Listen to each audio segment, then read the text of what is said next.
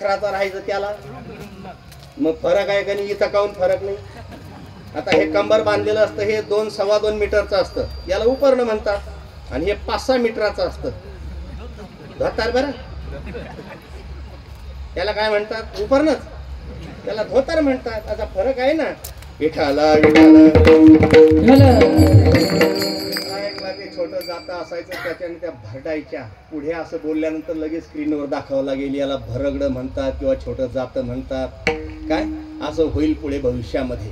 तर सांगण्याचं तात्पर्य, ज्याप्रमाणे त्या जात्यामध्ये अन्नधान्य टाकलं की ते माय माऊली गरा गरा गरा गरा फिरवायची, किंवा आता चक्की आलेली आहे, चक्कीमध्ये धान्य टाकलं की ते जसं सरसगट भरगट चालते. किंवा यज्ञ नारायण केला जातो, त्या यज्ञामध्ये आहुत्या टाकल्या जातात, काही काष्ट असतात, काही धान्य असतात, वगैरे वगैरे. जे जे टाकलं गेलं ते टाकलं म्हणजे स्वाहा, शिल्लक राहणेच नाही. त्याप्रमाणे ही सर्व संस्कृती जणू काही यज्ञकुंडात टाकली जात होती अशी कल्पना करा. अन्यथा जात्यात भरडली जात होती अशी कल्पना करा. तुम्ही कोणतीही कल्पना करा, इथं काहीही शिल्लक राहणार नव्हतं. काहीही याचा अर्थ नाही तर मंदिर राहणार होतं, ना मंदिराचा देव राहणार होता, ना कपाळावरचा गंध राहणार होता, ना डोक्यावरची शेंडी राहणार होती, ना मायमावल्यांचं सौभाग्य, ना आणि काय असेल मणी मंगळसूत्र आदी करून. हे ध्यानात ठेवा. आम्ही विसरलो. आम्ही स्वतंत्र झाल्यामुळे आणि आमच्यावर काही दाबदबाव आल्यामुळे आम्ही विसरलो.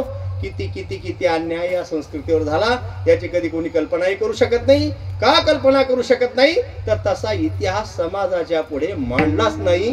कारण समाज पुन्हा उद्रेक घेईल आणि या देशामध्ये संतुलन बिघडेल. म्हणून समाजापुढे, बहुसंख्य हिंदू समाजापुढे त्यांचाच इतिहास सांगितला गेला नाही.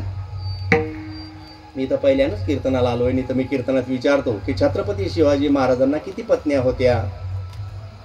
काही काही लोकांना पत्नी शब्द कळते, मग बायको म्हणावी लागते. बायको काय, किती बायका होत्या? तरी डोकं खातात लोक. आता इथं सुद्धा मनातल्या मनात कुरकुर झाली असेल, बुवा का आपल्याला विचारतो म्हणून. काही संबंधच नाही ना. हा, काही संबंध नाही. आम्हाला आमच्या साडूच्या घरचं सर्व माहिती आहे. पण ज्या महापुरुषाच्या कारणाने ही सर्व संस्कृती वाचली ते छत्रपती शिवाजी महाराज आणि त्यांच्या पत्नी आम्हाला माहीत नाही. प्रारब्ध योगाने या देशामध्ये विशेष 3 लोक आहेत.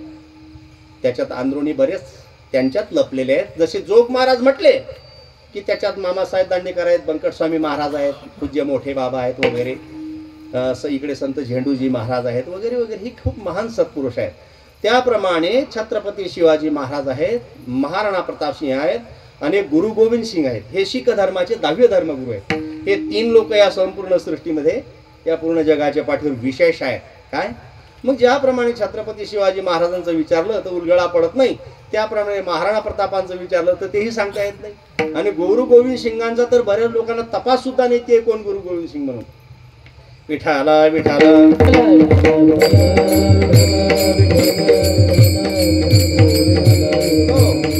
350-400 वर्षापासून होणारा आपल्या या भारत भूमीवर, आपल्या संस्कृतीवर, आपल्या देशा धर्मा राष्ट्रा संस्कृतीवर होणारा अन्याय, अत्याचार, अत्यंत सामान्यातलं सामान्य जीवन जगणारे, आजच्या भाषेत जर बोलायचं झालं तर त्या कालखंडामध्ये छत्रपती शिवाजी महाराज, आजच्या भाषेत बोलायचं झालं तर कोण होते? आमदाराचा मुलगा. आजच्या भाषेत बरं, आमदाराचा मुलगा काय क्रांती करू शकतो? नाही लक्षात येत? अहो, कॉलेजला जात असताना बुलेट घेऊ शकतो तो. बुलेट कळते ना? नको का पळे ना, पण आवाज जोरात करायचा. वजन दाखवते ना ती. आणि मग soldier cut, Danny cut, mushroom cut, Mithun cut, Tere Naam, Ghajini, one side. कळते तुम्हाला? नाही नाही कळत? एका बाजूनं कानावरनं असं मशीन शिंग मारल्यासारखा चर मारेल कटिंग, ही कळते का? मशरूम कट होता पूर्वी. मशरूम कट, वरचा भाग जसाच्या तसा आणि खालचं सर्व भादरे, ह्याला भादरल्यासारखं, टोनगा, रेडकू, तसा कट. बस काय असतं? आमदाराचं पोरग, वजन असतं, त्याच्या बापाची इमेज असते, सत्ता, पावर, पैसा असते, मौज करतो तो फक्त.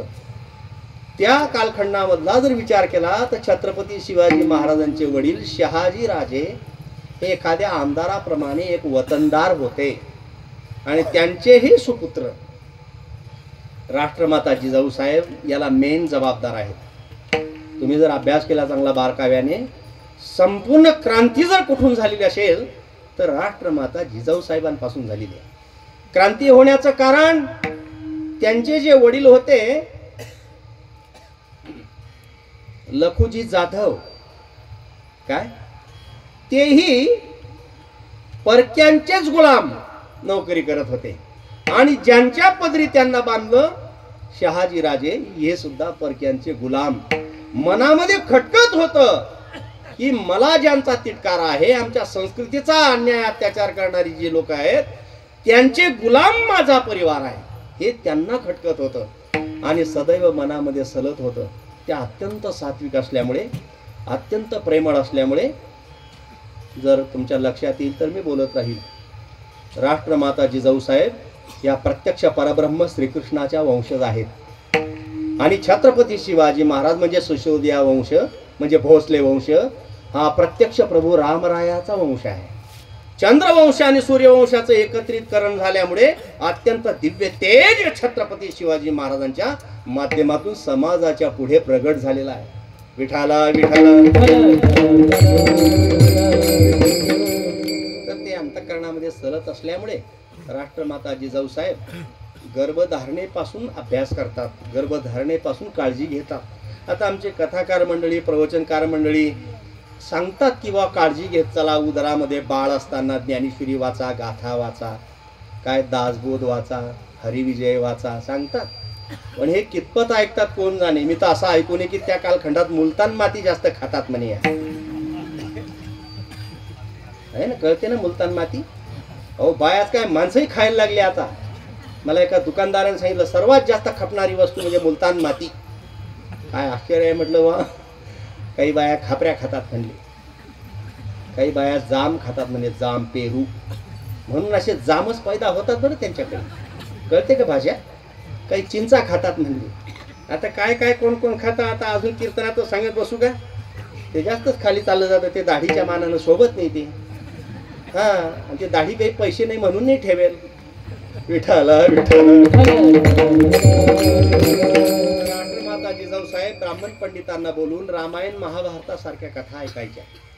मी असं ऐकून आहे की राष्ट्रमाता जिजाऊ साहेब ज्या कालखंडामध्ये हे सर्व श्रवण करत होत्या, उदरामध्ये छत्रपती शिवराय होते, त्या कालखंडामध्ये तिकडे राजस्थानमध्ये 36,000 स्त्रियांनी एकाच टाइमाला आपलं शील, आपली आबरू रक्षणार्थ आपल्या मृत्यूनंतर आपल्या डेड बॉडीची अवहेलना होऊ नये म्हणून, म्हणजे हे पाश्चिमात्यांचे संस्कार आहेत बरं, की स्त्री मेल्यानंतर सुद्धा तिचा अपमान करणे हे पाश्चात्याचे संस्कार असल्यामुळे त्यांनी अग्नीत उड्या टाकून आपलं जीवन संपवलं. ते राष्ट्रमाता जिजाऊ साहेबांना भयंकर वेदना झाल्या की आमच्या हिंदू संस्कृतीतल्या मायमाऊलींचं असं काय पाप असेल की त्यांना आपलं जीवन असं संपवावं लागलं. निव्वळ हा स्त्रियांचा विषय नव्हता, तर या भारतभूमीला आपण माता म्हणतो तिची परिस्थिती तीच होती. नवे नवे गौ माता, ज्या गौमातीची सेवा अलीकडे खूप मंडळी आता कमर कसून करते. कोण कोणत्या पद्धतीने काय सेवा करत असेल भगवान जाणे, आणि ती गाय कशी वाचेल का कोण जाणे. त्या गोमातेवरही खूप अन्याय होत होता. म्हणजे तुमच्या आपल्या दारापुढे असलेल्या गायी, म्हशी आदी करून जनावरं त्यांच्या मनाला पटेल तेव्हा खाण्याकरता ओढून न्यावे अशी संस्कृती या गावातली होती. आपलं धनधान्य हिसकून न्यावं, आपली शेतीतलं वैरण हिसकून न्यावं, अन्यथा जाळून टाकावं. कारण वैरण जर जाळलं तर आपली पशुपालन कसं करणार. अशा गंभीर समस्यांमध्ये ते लोक आपल्याला आणत होते. ही सर्व अवस्था पाहून राष्ट्रमाता जिजाऊ साहेबांना भयंकर वेदना झाल्या, भयंकर दुःख झालं. त्या कालखंडामध्ये छत्रपती शिवाजी महाराज उदरात पोटात होते आणि ते संस्कार ते घेत होते. या इतिहासाला प्रमाण जर द्यायचं असेल तर सकाळी झोपेतनं उठल्यावर भजनी मालिका पहा किंवा तुकोबारायांचा गाथा पहा. राजा दशरथ आपल्या तिघही पत्न्यांना डोहाळे विचारतो. तुम्ही वाचलेलं असेल तर लक्षात येईल. आपल्या पत्न्यांना डोहाळे विचारतो. बाकीच्यांचे डोहाळे मी काही सांगत बसत नाही, पण रामाची जी आई आहे ती रामाची आई म्हणते आणि रे धनुष्याना मारीन रावणा. म्हणजे उदरातला गर्भ कसे डोहाळे आईच्या मुखातनं प्रगट करत असतो हा तिथं पुरावा आहे. त्याप्रमाणे छत्रपती शिवराय उदरामध्ये असल्यामुळे त्या माऊलीचे डोहाळे सुद्धा त्याच पद्धतीने होते. हळूहळू कालखंड पूर्ण होत गेला आणि छत्रपती शिवरायांचा या महाराष्ट्र भूमीमध्ये जन्म झाला. मी म्हणतो छत्रपती शिवाजी महाराजांचा जन्म झाला नाही तर आमचा देव, देश, धर्म, राष्ट्र, संस्कृती ही जी तळागाळाला रसातळाला गेलेली होती ना, तिचा जन्म झाला असं गृहीत धरूया. विठाला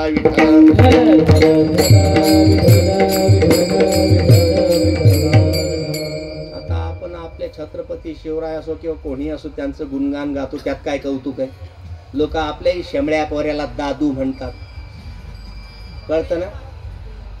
हा हा बरोबर. त्यांना थोडं मैदानात घ्या.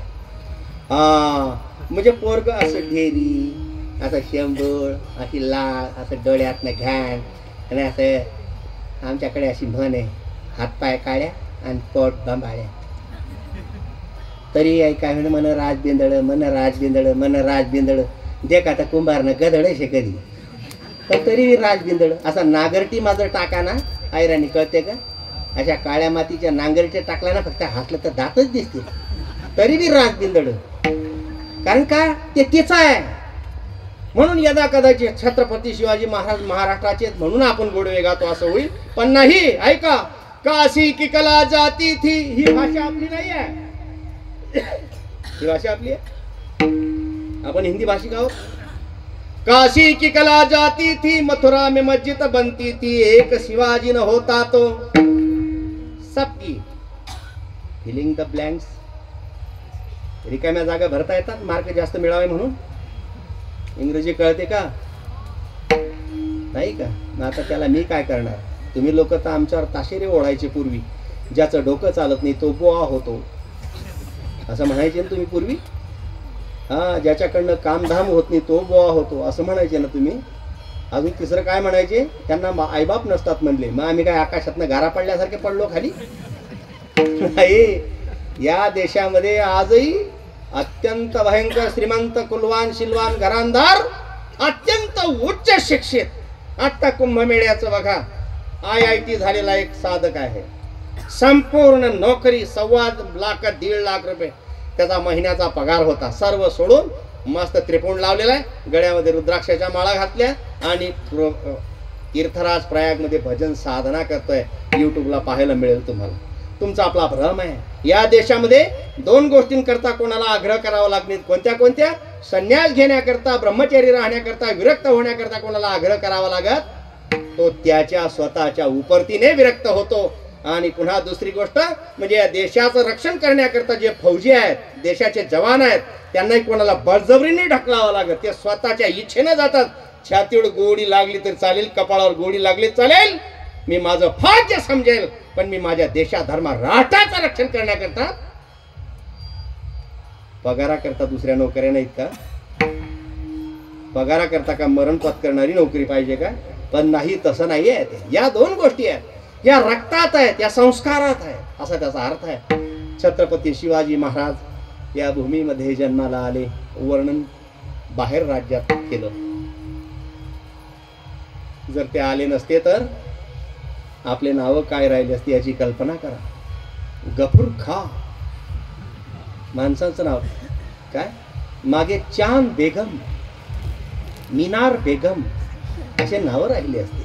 हे उपकार माना की त्यांच्या कारणाने आपले नाव राम, कृष्ण, विठ्ठल, माधव, केशव, गणेश आदी करून शिल्लक आहे. संस्कृतीचा बारकाव्याने तुम्ही जेवढा विचार करणार तेवढा बारकावा तुम्हाला या अध्यात्मामध्ये कळून येईल. छत्रपती शिवाजी महाराज जन्माला आले आणि तिथून काही विशिष्ट वयापर्यंत गेले ना गेले. ज्याप्रमाणे ज्ञानेश्वरीचं जर तुम्ही अध्ययन केलं तर ज्ञानेश्वर महाराज अत्यंत अल्प वयामध्ये त्यातल्या त्या ब्राह्मण कुटुंबात जन्माला आलेले. पुन्हा समाजाने त्या कालखंडामध्ये त्यांचा तिरस्कार केलेला आहे, पण तरी सुद्धा जमीन कशी ओळखावी हेच ज्ञानेश्वरी सांगतात. का भूमीचे मार्दव सांगे कोंबाची लवलव. जमिनीचा जो पोत आहे तो जमिनीत उगवणारा कोंब सांगत असतो की या जमिनीची ताकद पावर काय आहे म्हणून. कळतंय ना? भंगार जमिनीमध्ये उगवलेली तसंच भंगार राहत. काय येतंय का लक्षात?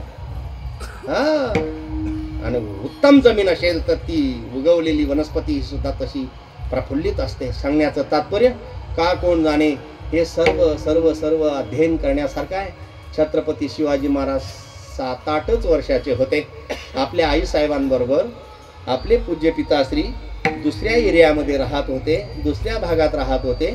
इकडची जहागीर त्यांना दिलेली असल्यामुळे दुसऱ्या जहागीरदारीला, आणि तेव्हा त्यांच्या दुसऱ्या आई साहेब त्या ठिकाणी होत्या, तुकाई साहेब त्यांचं नाव आहे, त्या राज दरबारामध्ये भेटण्याकरता जातात. तर फक्त आणि फक्त 8 वर्ष वय छत्रपती शिवरायांचं होतं. किती?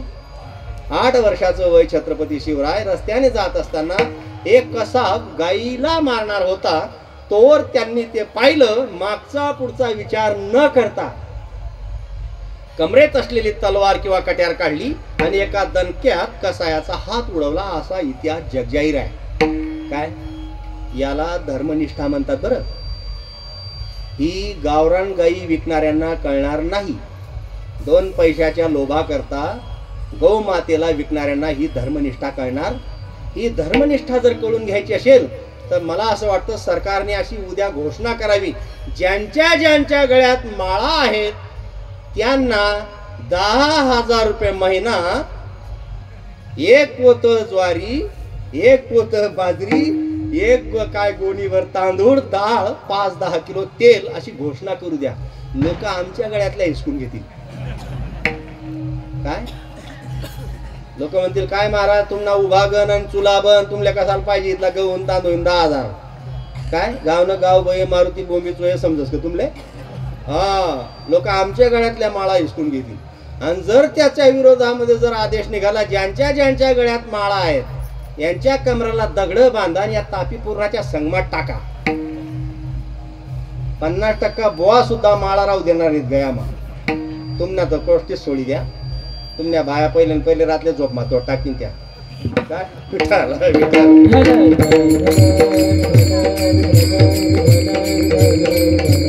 वातावरण अनुकूल असेल तर भक्ती करणारे लोक वेगळे. त्या कालखंडामध्ये विश्वमाऊली ज्ञानोबा जेव्हा होते त्यावेळेस या देवगिरीचा राजा होता रामदेवराय नावाचा. हा लखुजी जाधवांचा आणि त्यांचा वंश एकच आहे. हे प्रत्यक्ष भगवान कृष्णाचे वंशज आहेत हे लोक. तर तेव्हा त्यांची सत्ता परास्त झाल्यामुळे जिकडे तिकडे थैमान माजलेलं होतं. आणि त्याही विकृत परिस्थितीमध्ये ज्ञानोबाराय खांद्यावर झेंडा घेत होते. माझे मनीची आवडी पंढरपुरा नेन गोडी. खांद्यावर झेंडा घेऊन परक्यांच्या सत्तेमध्ये प्रभूचं चिंतन करत जाणं इतकं सोपं आहे का? अहो आजही आपल्या देशामध्ये बाहुल्य ज्या भागामध्ये इस्लामांचा आहे तिथं आजही आपले लोक किती भिवून राहतात. आपला देश, आपला धर्म, आपलं राष्ट्र असून सुद्धा. आत्ताच सांगतोय मी, त्या कालखंडामध्ये केवढ्या स्वाभिमानाने त्यांनी भक्ती केली आणि त्या भक्तीचाच परिपाक खरं तर तुम्ही आपण लोक आज अनुभवत आहोत. छत्रपती शिवाजी महाराजांचा जन्म झाला, 8 वर्षाचे झाले आणि हा हात कलम केला. काही विशिष्ट कालखंडात वय येईपर्यंत रोहिडेश्वराचा महादेव आहे त्याच एरियामध्ये. ही सर्व वल्गना बाल्यावस्थेमध्ये राष्ट्रमाता जिजाऊ साहेबांनी त्यांचे असलेले जंगलातले सवंगडी वगैरे वगैरे हे सर्व एकत्रित केले आणि ते सर्व सवंगडींना रोहिडेश्वराच्या मंदिरावर छत्रपती शिवाजी महाराज नेतात. त्यांना बेल भंडारा हातामध्ये देतात. बेल भंडारा हातामध्ये देऊन त्या रोहिडेश्वराच्या मंदिरावर स्वतः आपली करांगडी कापून अभिषेक करतात आणि सर्वांना प्रतिज्ञा घ्यायला सांगतात. आणि तेही लोक निष्ठेने प्रतिज्ञा घेतात की एक स्वराज्य निर्माण व्हावं. ही त्यांची नाही, ही श्रींची इच्छा आहे. विठाला विठाला.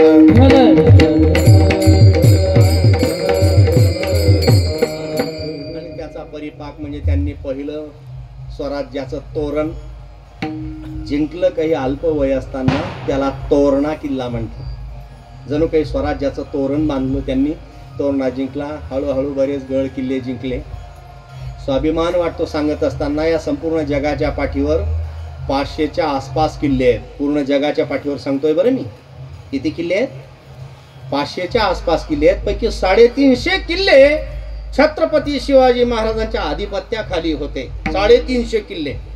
एक सामान्य जीवन जगणारे, मी आताच्या भाषेत मगाशी बोलून गेलो, एवढी राजसत्ता उभी करणं म्हणजे ही सामान्य गोष्ट नाही.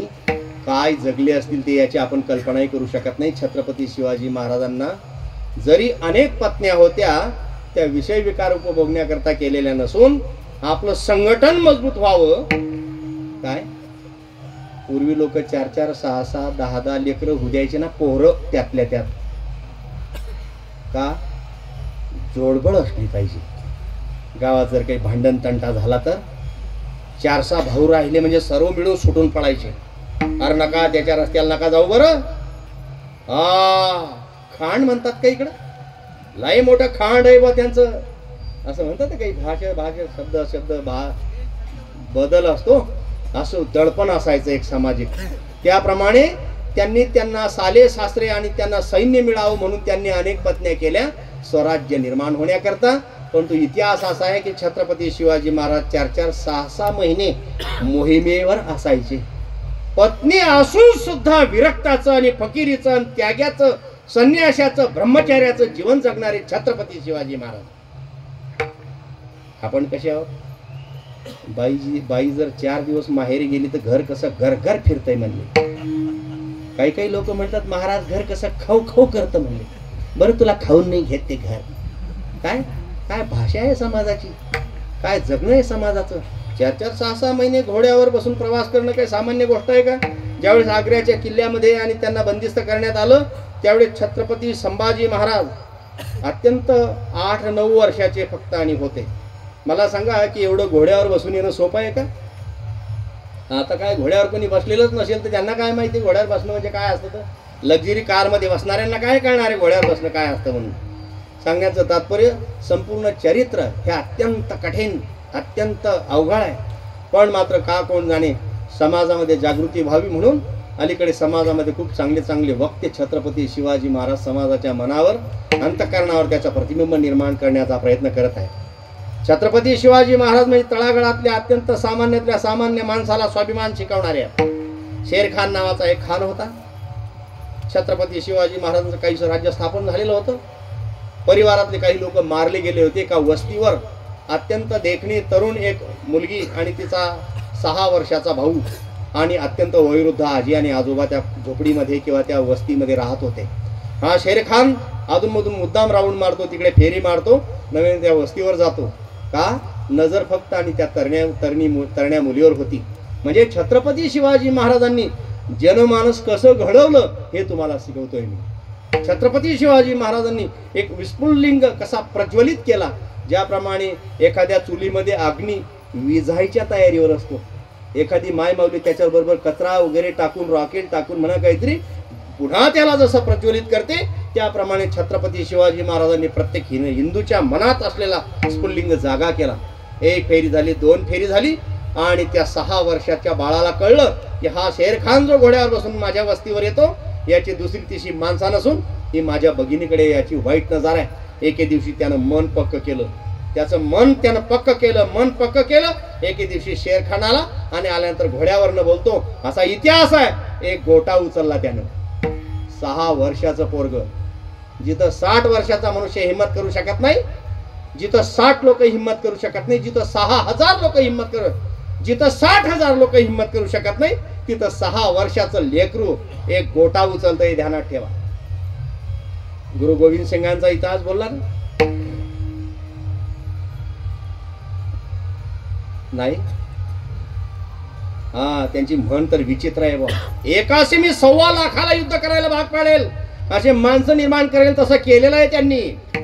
सांगण्याचं तात्पर्य दगड उचलला, शेर कार्तिकडनं आला, वेळी वाकडी भाषा बोलत होता, अभद्र वर्तन करत होता, नवे काही अन्याय करत. एका दगडानं शेरखानचं डोकं फोडलं आणि घोड्यावरनं खाली पडला. इतकी क्रांती अत्यंत बाल्य अवस्थेतल्या मुलांच्या मनामध्ये छत्रपती शिवाजी महाराजांनी त्या कालखंडामध्ये प्रज्वलित केलेली आहे. म्हणून आज त्यांचा जय जयकार आहे. मी तर म्हणतो पूर्ण महाराष्ट्रामध्ये असं कोणतं गाव असेल आज की त्या ठिकाणी छत्रपती शिवाजी महाराजांचा उत्सव होत नसेल. सर्व जाती समाजाच्या पलीकडचा विषय आहे छत्रपती शिवाजी महाराज. म्हणजे बिलकुल जाती समाजाच्या पलीकडे. तुम्ही आपण जर जाती समाजाच्या नजरेने त्यांच्याकडे पाहत असू तर आपल्यासारखा पापी जगाच्या पाठीवर दुसरा कोणीच नाही. त्यांनी कोणत्याही जात समाजाचा विचार न करता जसं संपूर्ण संस्कृतीला, पूर्ण देश धर्माला सुरक्षित केलं त्याप्रमाणे आपण सुद्धा त्यांचे असलो पाहिजेत. विठाला विठाला छत्रपती शिवाजी महाराज आणि जगद्गुरु तुकाराम महाराज यांचा कालखंड एकच आहे. एक राजकीय क्रांती आहे आणि एक आध्यात्मिक क्रांती आहे. दोन्ही क्रांत्या एकच कालखंडात झालेल्या आहेत. वास्तविक तोपर्यंत जर चांगला बारकाव्याने विचार केला तसं मराठी वाङ्मय ज्ञानोबारायांचं जर सोडलं, शांतीब्रह्म एकनाथ महाराजांचं जर सोडलं, मी सोडलो शब्द का वापरतोय कारण ते दोघंही उपजत ब्राह्मण जातीचे होते. काय आम्हाला किती दाढ्यान जटा वाढू द्या तरी लोक हळूच ढिपली काढून विचारून घेता बुवा कोण जातीचा आहे. वास्तविक काही घेणं नाही देणं नाही, बरं काही संबंध नाही, काही नातं जोडायचं नाही आहे. अरे का 50व्या वर्षी नातं जोडायचं आता, पण तरी लोक ढिपली काढतातच. का कोण जाणे आमच्या डोक्यात या जाती का बसलेल्या आहेत एवढ्या पक्क्या. म्हणून मी हिमतीनं बोललो, नाही तर आमची काय लायकी आम्ही ज्ञानेश्वर महाराज आणि एकनाथ महाराजला ब्राह्मण म्हणून म्हणावं तर. पण पहिला हा कुणबी आहे असा, पहिला मराठा आहे असा, पहिला मराठी नाही की ज्यानं वेदवाणी मराठीमध्ये लिहिलेली आहे. काय खरं जर पाहू गेलं तर तोपर्यंत समाजाला असा भ्रम होता की हा देव, हा ईश्वर, हा परमात्मा साधू, ब्राह्मण, बैरागी, संन्यासी, आचार्य, महामंडलेश्वर आदीकडून कोण असेल, संत महात्मे यांना भेटतो असा भ्रम होता. संसारांना देव भेटत असा भ्रम होता. पटतंय का तुम्हाला माझं बोललेलं सर्व? माझं बोललेलं कळतंय सर्व? आता 10 वर्षापूर्वी योगा केला पाहिजे असं कोणाला वाटायचं का? हे रामदेव नावाचे बाबा जन्माला आले, लाल कपड्यावाला बाबा, आणि त्यानं चॅनल मधून लोकांना सांगितलं की ज्यानं प्राणायाम केला, हा रेचक, पूरक, कुंभक हे नाही कळणार काय, पण ज्यानं योगा केला त्याची सांधेदुखी बरी होते, हार्ट प्रॉब्लेम बरा होतो, ॲसिडिटी बरी होते, बद्धकोष्ठता बरी होते, मूळव्याधी बरी होते, मूतखळा बरा होता असं सांगितलं. आणि लोकांनी चॅनलमध्ये पाहिलं आणि लागले ना मग लोक सकाळी उठायला.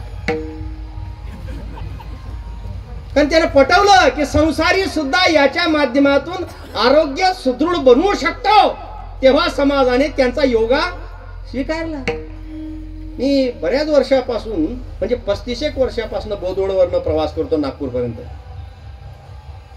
30-35 वर्षापूर्वी रस्ते खूप खराब होते. मला 40 गावापर्यंत जायला सकाळीचे 5, 6, 7 वाजायचे कधी कधी. काय नाही, एकदम रस्ता एकदम शांत आणि सुनाट. किती वेळेस प्रवास केलेला आहे मी रस्त्याने. पण आता सकाळचे 4 वाजले, जामनेर पाचोरा येतं मला तिकडनं येता आणि सकाळी मग आमची गाडी इकडनं तिकडं धावते पश्चिमेला आणि ते पश्चिमेकडचे लोक त्या शहरातले पूर्वेकडे चालतात असे लोक. येत आहे का त्यांना? इकडे मराठवाड्यात म्हणावं लागतं, येत आहे का टकुर्या? टकुर म्हणतात त्याला, टकुर म्हणजे डोक्यात उतरतं का गो असं. एवढी मोठी ढेरीवाले ते लोक काउंटरवर बसणारे दिवसभर शहरातले.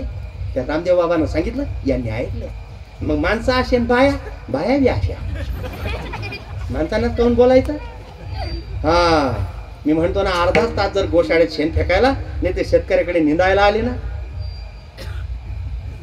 नाही कळत त्यांना व्यायाम करायची गरजच नाही. पण येणार नाही ती. स्वामी रामदेव बाबांना सांगितलं, इकडून दाबा, इकडून हवा सोडा, इकडून दाबा, इकडून हवा सोडा, दोघं दाबून धरा, सोडा लवकर नाही तर मराल. रामदेव बाबांना सांगितलं. मग लोक लागले. एक आलं माझ्याकडे, म्हणे महाराज मला जमतच नाही ते बाबा काय सांगतात तर. मी शिकवलं. मग ते श्वास फेकाताना बाहेर, श्वास फेकाताना तो खांद्या हलवायचा. अरे खांद्या हलवायचा नाही, श्वास बाहेर टाकायचा आहे तो नाकातून. काय लाय अवघड. रामदेव बाबांना सांगितलं आणि समाजाने स्वीकारलं. समाजाला कळलं की खरंच सांधेदुखी बरी होते, अंगदुखी बरी होते, पाठीचा कानाचा प्रॉब्लेम असेल बरा होतो, हार्ट प्रॉब्लेम बरा होतो, ॲसिडिटी बरी होते, बद्धकोष्ठता बरी होते. परिणाम दिसला. मग लोक त्यांचं ऐकायला लागले. तसं त्या कालखंडामध्ये तुकाराम महाराज संसारात राहून देव प्राप्त करून घेतात. हे विशेष आहे. संसारात राहून कोणताही यम नियम आणि साधना न करता फक्त नाम साधनेच्या बळावर ईश्वरीय प्राप्ती करून घेतात तुकाराम महाराज प्रपंचात राहून. बरं पुन्हा पत्नी एक का? पहिली पत्नी श्री एकांना न करिता मेली, दुष्काळी आटीला द्रव्य नेला मान, श्री एकांना न करिता मेली असं चरित्र आहे ना. सर्व वाटलं मला. तर आज खोटं नाही सांगत बा, या पवित्र व्यासपीठावर हे पहिले साधक भेटले असे की बाबा मी माझ्या शिवारामध्ये 50-50 किलोमीटरमध्ये कीर्तनाची दक्षिणा घेत नाही म्हणे. काय मला पहिले साधक भेटले बरं 35 वर्षामध्ये. नाही तर भरपूर आहेत, फार मोठे गण लावणारे, दांड्या माळा घालणारे. तीर्थयात्रा काढणारे, दिंड्या काढणारे कोण कोण असतील नसतील, माझा निरोप द्या वाटला त्यांना ते बाबा असं असं बोलले म्हणून. हो का तुकाराम महाराजांचं प्रमाणात बसवावं यांना पोटासाठी संत झाले कलित बहुत, तसं म्हणावं की काय. मला त्यांनी सुरुवातीला सांगितलं की बाबा असं असं आहे, भागवत कथा कीर्तन आदिकून जेही काही करतात ते एक पवित्र कार्यामध्ये, आणि ते स्वतः एक चांगली गोमातेची सेवा करतात आणि त्या गोमातेच्या माध्यमातून निघणारं जे काही उत्पन्न असेल त्याच्यावर कुटुंबाची भरणपोषणाची व्यवस्था करतात. विठ्ठला विठ्ठला. मला आपल्या परिसरातले आपल्या परंपरेतले विरक्त ब्रह्मचारी म्हणून घेणारे माहिती आहे. विरक्त ब्रह्मचार्याने भांजा भतीजाला सुद्धा पैसा देऊ नये, एवढंच नाही आई वडिलांना सुद्धा पैसा देऊ नये, नाही तर विरक्त होऊ. या जगाचा नियंता जगत पिता परमात्मा जर कुत्र्या मांजऱ्यांना सांभाळतो तर विरक्ताच्या मायबापांनी सांभाळणार का तो? आणि हाऊ कोण नकटा मायबापा समायणारा, वृक्षाचेही पान हाले ज्याची सत्ता. हा म्हणून असं लोकांना भ्रमित करतात की मायबापांची माझ्यावर जबाबदारी आहे. मग इतकं लागतं तुझ्या मायबापांना? 10,000 कीर्तनाचे 25,000. हा म्हणून भ्रम आहे समाजामध्ये, हा खूप मोठा व्यभिचार आहे हा एक प्रकारचा. असा होऊ नये. ही परंपरा अत्यंत विरक्त महापुरुषांची आहे, त्यागी महापुरुषांची आहे. मला खरंच गौरव आणि आनंद वाटला की त्यांनी ही मला आज माहिती दिली. त्यांच्या समवेत असलेली साधक मंडळी ही मोठ्या निष्ठेने श्रद्धेने प्रेमाने, तुम्ही संपूर्ण ग्रामस्थ मंडळी. तर आपला मुद्दा होता जगद्गुरु तुकाराम महाराज. पहिली पत्नी वारली म्हणून दुसरी केली. मग काही काही लोक म्हणतात तुकाराम महाराजांनी पहिली वारली दुसरी केली, मग आम्हाला काऊन नाही करू देत? तुम्हाला भेटणारच नाही. हा चांगल्या चांगल्या कुवाऱ्यांचा नंबर लागत नाही, तुमचा कवा नंबर लागायचा? किती कुवाऱ्याचे मायबाप आमच्याकडे वशिला लावतात. आम्हाला म्हणतात महाराज तुम्ही लई लांब लांब फिरत या. काय म्हणतात आम्हाला? महाराज तुम्ही लई लांब लांब फिरत या, आमच्या पोऱ्याकरता एखादी बघा ना. त्यांना म्हणतो मी माझ्याच करता पाहिली नाही, तेव्हा तुझ्या मुलाकरता कधी पाहणार नाही.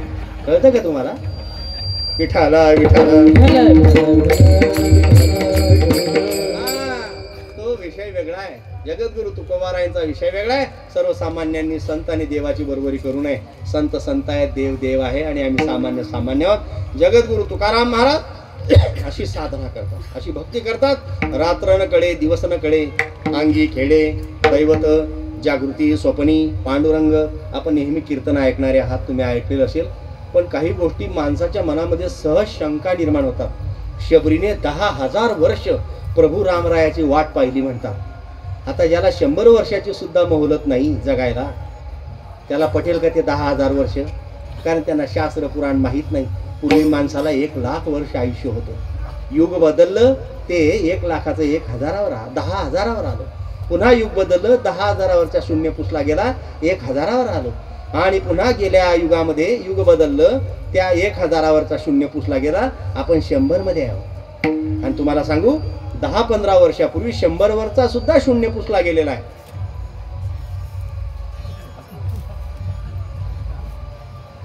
नाही पटणार ना?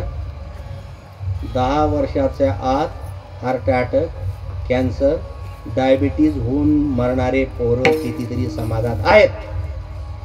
किती आहे सांगा ना? 100 वर्ष आयुष्य. शतगणिले ते अर्धरात्र खाय म्हटलेलं आहे फक्त. पण वस्तुस्थितीने 100 वर्ष आयुष्य आम्ही जगतो. आम्ही मरतो हे नवल नाही, आम्ही जगतो हे नवल. ध्यानात ठेवा. तर शबरी मातेच्या कालखंडामध्ये आयुर्मर्यादा भरपूर असल्यामुळे तिनं 10,000 वर्ष भिल्ल समाजाची होती. पण कब मेरे राम जी का आवन होता होगा, शबरी की कुटिया का पावन होगा. सामान्य लोकांना पटणार नाही की भीमानो इंद्राचा ऐरावत उचलून फेकला. कशाला पटेल? गिरी गोवर्धन येन उचलेला, कालिया महासर्पनाथोनी आणीला. कशाला पटेल त्यांना? गोवर्धन उचलणं, याच्यानं शेणचं टोपलं उचललं जात नाही. सकाळी शेणचं टोपलं भरलं, अर्धा तास वाट पाहतो, कोणीच येत नाही टोपलं उचलायला. मग एखादा येतो, ए पिंट्या इकडे, असेच नाव असतात ना इकडं. पिंट्या, पिंटी, भुऱ्या, भुरी, सोन्या, सोनी, बबल्या, दादू, विकी, फुकी, असे नाव असतात ना. काय नाव होते. आजही नाव घेतलं, जय बजरंगबली, छाती फुकते मरतडेल का होईना, जय बजरंगबली. नावातच पावर आहे. छत्रपती शिवाजी महाराज नावात पावर आहे. हा बोलवलं पिंट्या इकडे, टोपलं उचलला तर म्हणता पहिले पुडी दे. म्हणजे टोपलं उचलणं सुद्धा फुकाचं राहिलेलं. आणि याला गोवर्धन उचलला हे कसा पटेल? भीमानं असा खुबा मारला म्हणतात. कुठं भीमानं खुबा कुठं मारला? आपल्या एरियातच, खानदेशात. नाही का माहिती? नाही माहिती? एरंडोल तालुका माहिती आहे? त्याच्या बाजूला पद्माला आहे. तिथं बकासूर नावाचा राक्षस राहायचा. एरंडोलमध्ये पांडववाडा आहे. त्या ठिकाणी पांडव राहायचे वनवासात असताना. कारण आपण सर्व सातपुड्याचे इकडे जेवढा आहोत ना, हे सर्व वनवासीच आहेत आपण. म्हणून आपल्या देवा देशा धर्माविषयी त्या लोकांचा जेवढा स्वाभिमान निष्ठा आहे तेवढी आपली.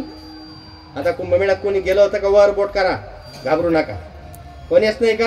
जाऊच नका, जे होईल ते होईल. वरची कवटी फुटली तर झाली, पण खोबऱ्यानं कवटी सोळाची. हा तिकडचे अधिकारी 2-2, 3-3 स्टार वाले, प्रभूजी, महाराजजी, आयेजी, ये चले जी, ही भाषा. आणि आपलं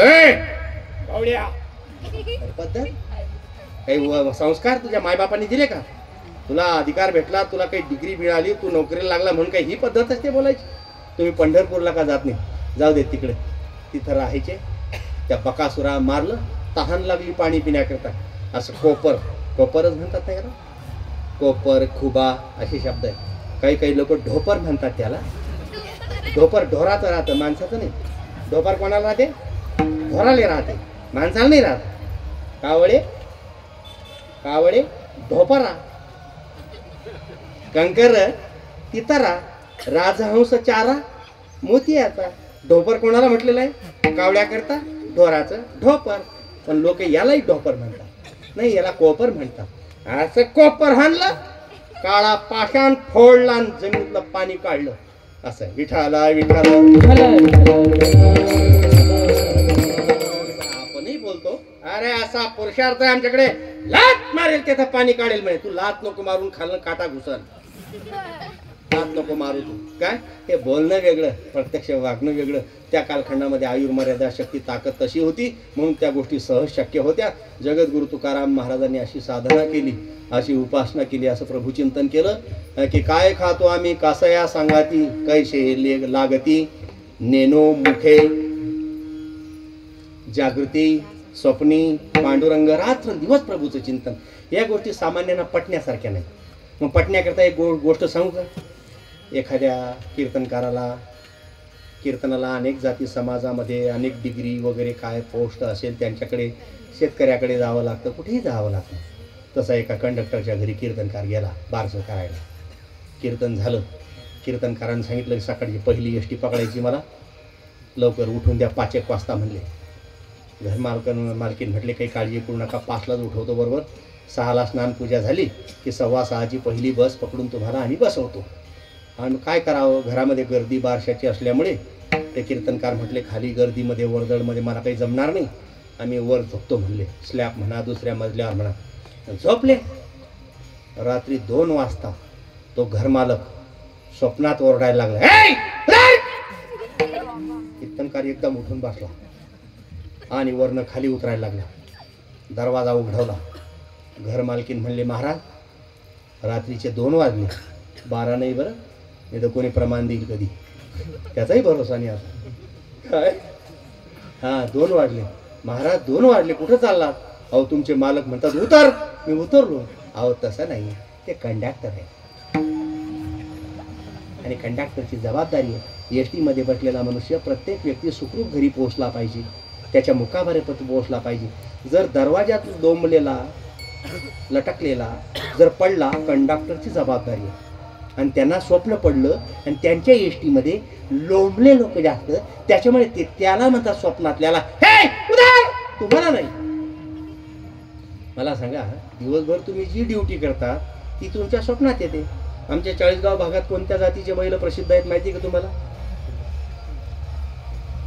नाही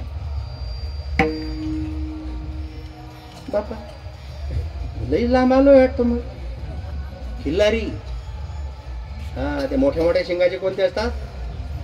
नागोरी. आणि मोठ्या डोक्याचे, जाड शिंगाचे, लांब कानाचे, तेही नाही कळत. हे काय वेद उपनिषदातलं विचारतोय का मी? लेंडा लेंडा काही मोठं डोकं आणि बिना खांद्याचे. वा वा. मावळी, नागोरी, थारपारकर, साईवाल, राठी, शिंदी, काँक्रेज, देवणी, लाल कंदारी, अजून पुन्हा इकडे निमाडी. मध्य प्रदेशामध्ये किती जाती आहे? 90-85 जातीच्या गायी आपल्या देशात होत्या. 40 प्रजाती आपल्याकडे शिल्लक आहेत. गाईला पूजणारा देश, गाईवर 33 कोटी देवतांचं वास्तव्य हे मानणारा देश आणि धर्म. तिथं सर्व वंश संपत गेले आणि ही नको ती पुतना मावशी आपल्या देशात आणली. ही मानवी आरोग्य खराब करते आणि शेती सुद्धा खराब करते, ध्यानात ठेवा. तर खिल्लारी बैल, पण त्यांची अन्य बैलांपेक्षा किंमत जास्त असते म्हणून घेतले जात नाही. पण एका माणसाची इच्छा होती, एकदा काही झालं तरी चालेल पण खिल्लारी घ्यायचे. घेतले त्यानं बैल. सुंदर देखणे, शिंग त्यांचा वशिंड, त्यांचा शेपटीचा आणि गळ्याची पोळी, खांदा वगैरे एकदम रुबाब. सर्व गाव आलो. अहो अलीकडे 50-75 हजारला बैल मिळतात. तुमचे बैल 2 लाख, गाडी भाडं 10,000. त्यांच्या शरीरावरचे काही अवजार उपकरणं, घागरमाळा वगैरे काय असेल नसेल ते, अहो ते 10-15 हजार. 2.25 लाखाच्या वर किंमत गेली. सर्व गाव वा वा, काय बारी बैल, काय सुंदर, काय देखणे, काय वशेंड, काय डोळे आहेत त्यांचे, काय रंग आहे त्यांचा, काय शेपटीचा गोंडा आहे शंकासारखा. वा वा. काय खूर आहेत, खोबऱ्याच्या वाटीसारखी. असंच पाहतात ना लोक. हा हा हा हा. तवा 2.25 लाख गेले. पण लई फुलायला लागलं ते सर्व गाव वर्णन करायला. झोपलं. झोपावं ना गुपचूप. झोपेतच त्याचे बैल स्वप्नात आले आणि तो गेला पराठे काढायला. पराठे काढतात ते वखरानं एक बाजूने दाबून काढायचे पूर्वी. आता नाही, आता त्या फार चला का आता नाही, ते पूर्वीच सांगतोय मी. अहो मी बी जातो आणि शेतकऱ्याचा पोऱ्या आहे, माझ्या दाढीवर नका जाऊ. काय आता वखरायला गेलं. स्वप्नात ते बैल काही पाहिजे तसे चालत ना. आणि वर गोधडीच म्हणतात का, धाबी, गोधडी, झावर, वाकड, ही पांघरून झपेल. मग गोष्ट जपावं ना. त्याच्या स्वप्नात बैल आले. सरजा झावरीत, गोधडीत, वाकडीत पाय घालतो तो. सरजा इकडे राजा. त्याची बाई म्हणले झपाना गुच्छोप. तुमच्या बैल स्वप्नात येते, सरजा राजा करते. कंडक्टर उतार खाली म्हणतो स्वप्नात, दिवसभर ड्युटी केल्यामुळे. बरोबर ना, कळतं ना. मी कॉलेजला असताना माझे टीचर लोक मला एक गोष्ट सांगायची. तेव्हा मोटरसायकली नव्हत्या, सायकली होत्या काही लोकांकडे. या दासाच्या घरी तेव्हा 2 सायलेन्सरवाली मोटरसायकल होती, युडी जावा. हे जाफरा म्हशी इतकं वजन होतं. मी फेकलो तिच्यावरनं 1-2दा. अशी जावा गाडी, मिथून कट वगैरे असा. आणि ते कॉलेजमधलं एक प्रोफेसर सांगायचे, एका मुलानं मोठ्या हौशीनं पप्पाला सांगितलं, काही झालं तरी चालेल, मी रिक्षानं, एसटीनं, रेल्वेनं जाणार नाही कॉलेजला, मोटरसायकलच पाहिजे. प्रत्येक बापाला वाटतं आपलं पोरगं शिकावं, मोठं व्हावं आणि हे या झंझटीतनं बाहेर जाऊन त्यानं आपल्या परिवाराचा विकास करावा असं वाटतं. मग त्यानं कर्ज बिर्ज काढून मोटरसायकल घेतली. तेव्हा कोणती, तिच्या नंतरची राजदूत, जावानंतर राजदूत. आणि मग तिच्यामध्ये सुधारणा करायची. काही लोक खर्च कमी यावा म्हणून पेट्रोल महाग वाटायचं तेव्हा असा थोडा डोस द्यायची. ती माहिती आहे का, राखेल राखेल केरोसिन. सेकंड गाडी आणली. हे फिरलं इकडे तिकडे इकडे तिकडे सर मित्रांकडं. एक मित्र म्हटला, का रे गाडी घेतली, मोटरसायकलवर गेला, मला नाही नेलं कॉलेजला. अरे चाल उद्या जाऊ, मस्त पिक्चरही पाहू वाटलं. चल काही राग नको भरू. रात्री धाबं म्हणतात का, स्लॅब, त्याच्यावर अभ्यास करायची. खेड्यातले पोरं एकत्रित येऊन लाईट लावला, अभ्यास करत करत झोपले. सकाळी सकाळी थोडा गारठा वाटतो, उन्हाळा जरी असला तरी. मस्त झावर ताणून, गोधडी, धाबी, वाकड ताणून झोपले. झोपल्यानंतर त्याच्या स्वप्नात त्याची मोटरसायकल आली. आली का, आली का, आली का स्वप्नात? पण ती स्वप्नात चालूच होईना, चालूच होईना. अशी जीवावर आली. सर्व गलीतले लोक पाहत होते ना. त्यातल्या त्यात सासरवाडी असेल तर जास्त अपमान वाटतो अजून. गलीतले लोक पाहत होते. याच्या बापानं आणले, भंगार उचलून आणले, काय कामाचे असं त्याला अपमान वाटायचा. त्याला अशी जीवावर आली. असं किक मार किक मार किक मार, अशी जोरात किक मारली, गोधडी टारकन फाडली. स्वप्न होतं ते, स्वप्न. दिवसभर मोटरसायकलचं चिंतन केलं, स्वप्नात मोटरसायकल येते, बैलाचं चिंतन केलं, बैल स्वप्नात येतात. कंडक्टरनं ड्युटीचं चिंतन केलं, स्वप्नात ड्युटी येते. जे तुकाराम महाराज रात्रंदिवस प्रभूचं चिंतन करत होते, अब्रह्मस्तंभ पर्यंत सर्व मायामयम जगत सत्यम सत्यम पुन्हा सत्यम हरे नामैव केवलम, या अवस्थेवर जे महापुरुष जाऊन पोहोचलेले आहेत त्यांच्या चिंतनाने त्यांना ईश्वरीय साक्षात्कार होणार नाही का? आता अलीकडे काही उच्च शिक्षित लोक काय म्हणतात, नो नो महाराज, I am sorry, your speaking is wrong, God is nothing. तू मैदानात भेट जरसा कीर्तन झाल्यावर, गॉड इज नथिंग. ज्याची प्रक्रिया चुकत असेल त्याला ईश्वरी अनुभूती येऊ शकत नाही. काय बोललो मी? ज्याची प्रक्रिया चुकत असेल त्याला ईश्वरीय साक्षात्कारी होऊच शकत नाही. ज्याप्रमाणे तुम्ही शेतकरी आहेत, तुमचा एखादा मुलगा शिकला, विदेशात गेला, विदेशात गेल्यामुळे हुंडा आणि त्याला पगार भरपूर असल्यामुळे आणि त्याला मुलगी शोधावी लागत नाही ना. मुलगी कोणाला शोधावी लागते? बकऱ्या धरणाऱ्याला, म्हशी धरणाऱ्याला. विदेशात गेल्याला लगेच मुलीची अशी लाईनच्या लाईन, झालं लग्न. मुलगी घेऊन विदेशात गेला, रोज तो सोफावर बसायचा, बातम्या पाहायचा. त्याची धर्मपत्नी थोडे शेंगदाणे घ्यायचे, जास्त नका घेत जाऊ, थोडेच घेत जा, ऊस त्याला बांधून न्या सोबत. हा, असे भाजले की त्याचा सालपाटा काढण्याकरता महिला काय करतात, त्या शेंगदाण्यांना रगडतात ना, आणि ते सालपाटा काढण्याकरता फू. मला 30 वर्ष लागले साधू ब्राह्मण बैरागी आपल्या घरचं अन्न का खात नाही म्हणून कळायला.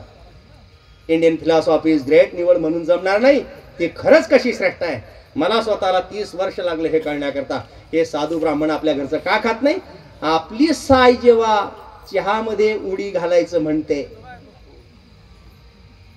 नाही कळलं, दुधातली साय काय म्हणते, मी या भांड्यात उबगली, मला त्या भांड्यात उडी टाकून माझं जीवन समर्पण करायचं आहे. किती दुर्दैवी आणि दळभद्री शिल्लक आहेत अजून. रेल्वेत उड्या टाकतात, विहिरीमध्ये उड्या टाकतात, नायलनची दोरी किंवा जर घेऊन मारतात. मनुष्य देह दुर्लभ आहे, मिले न बारंबार, पत्तात उठे तरवर्षे फिरणं लगे डार. नाही कळलं जीवन, जाऊ दे तिकडं. मग या मायमावल्या काय करतात, असं बोट चमचा काहीतरी लावलं पाहिजे ना, साय खाली जाऊ नये म्हणून. ते शेंगदाण्याच्या सालपटा काढायला बी शास्त्र सांगतं. पितरांना ऐका, पितरांना, साधू ब्राह्मण बैराग्यांना आणि घरात असलेल्या देवत्यांना नैवेद्य दाखवण्याकरता फुंकर घातलेलं कोणतंही अन्न द्रव्य पदार्थ चालत नाही. ऐकताय का? काय ध्यानात राहील का? मी आता 10-11 वर्ष झाले रात्रीचं मरेपर्यंत जेवण सोडलेलं आहे. मी किती 10-11 वर्ष झाले रात्रीचं मरेपर्यंत जेवण सोडलंय. मी एक टाइम जेवण करतो. आज 12-1ला तर उद्या 12-1लाच. मध्ये एकादशी आली तर 2 दिवसांनी जेवतो मी. तरी असाच दिसतो, 82 किलो वजन. हा हा हा, साबण नाही, शॅम्पू नाही, काही नाही, तरी किती माय मावल्यांना हेवा वाटतो. आमची वेणी वाढत नाही, बाबाची दाढी कुठं चालली. काही काही ड्रायव्हरला जाऊन विचारतात की बाबा काय लावतात. प्रश्न आहे ते. खाऊन सुद्धा बोले मिया क्यों रोते हो, हमारी सूरत है वैसी है. ऐका, अजून सुद्धा वेळ गेलेली, सावध व्हा. गावरान गाईच्या सान्निध्यात राहा, सर्व आनंदच आनंद मिळेल तुम्हाला. बस हे एकच उत्तर आहे. सांगण्याचं तात्पर्य, त्या माऊलीनं शेंगदाणे रगडले, फुंकर घातली. समाजामध्ये जेव्हा मी रात्री जेवायचो ना, यथायोग्य लोक बाजूलाच राहतात आणि तोंडात दूधचा भरलेले पुढे येतात. भॉत भॉत भॉत. येतं का लक्षात? हे कशा करता सांगतोय मी? ही दुरुस्ती करायची आहे आपल्याला. काय सांगा, तो खडा तोंडातला स्वयंपाकात पडला तर, पत्रावळीत पडला तर, हा, म्हणून काळजी घ्यायची आहे. 6 फुटावर कोरोना व्हायचा ना, मग फुंकर घातल्याने काहीच होत नसेल का? हा, म्हणून ध्यानात ठेवा. तिने ते सालपट फुंकर घातली आणि त्या मुलानं विदेशात गेलेला, कीर्तन ऐकतायत ना, त्यानं त्याच्या पप्पाला फोन लावला. हॅलो पप्पा, काय रे बेटा? म्हणे पुढच्या वर्षी शेंगदाणे भाजून पेरा.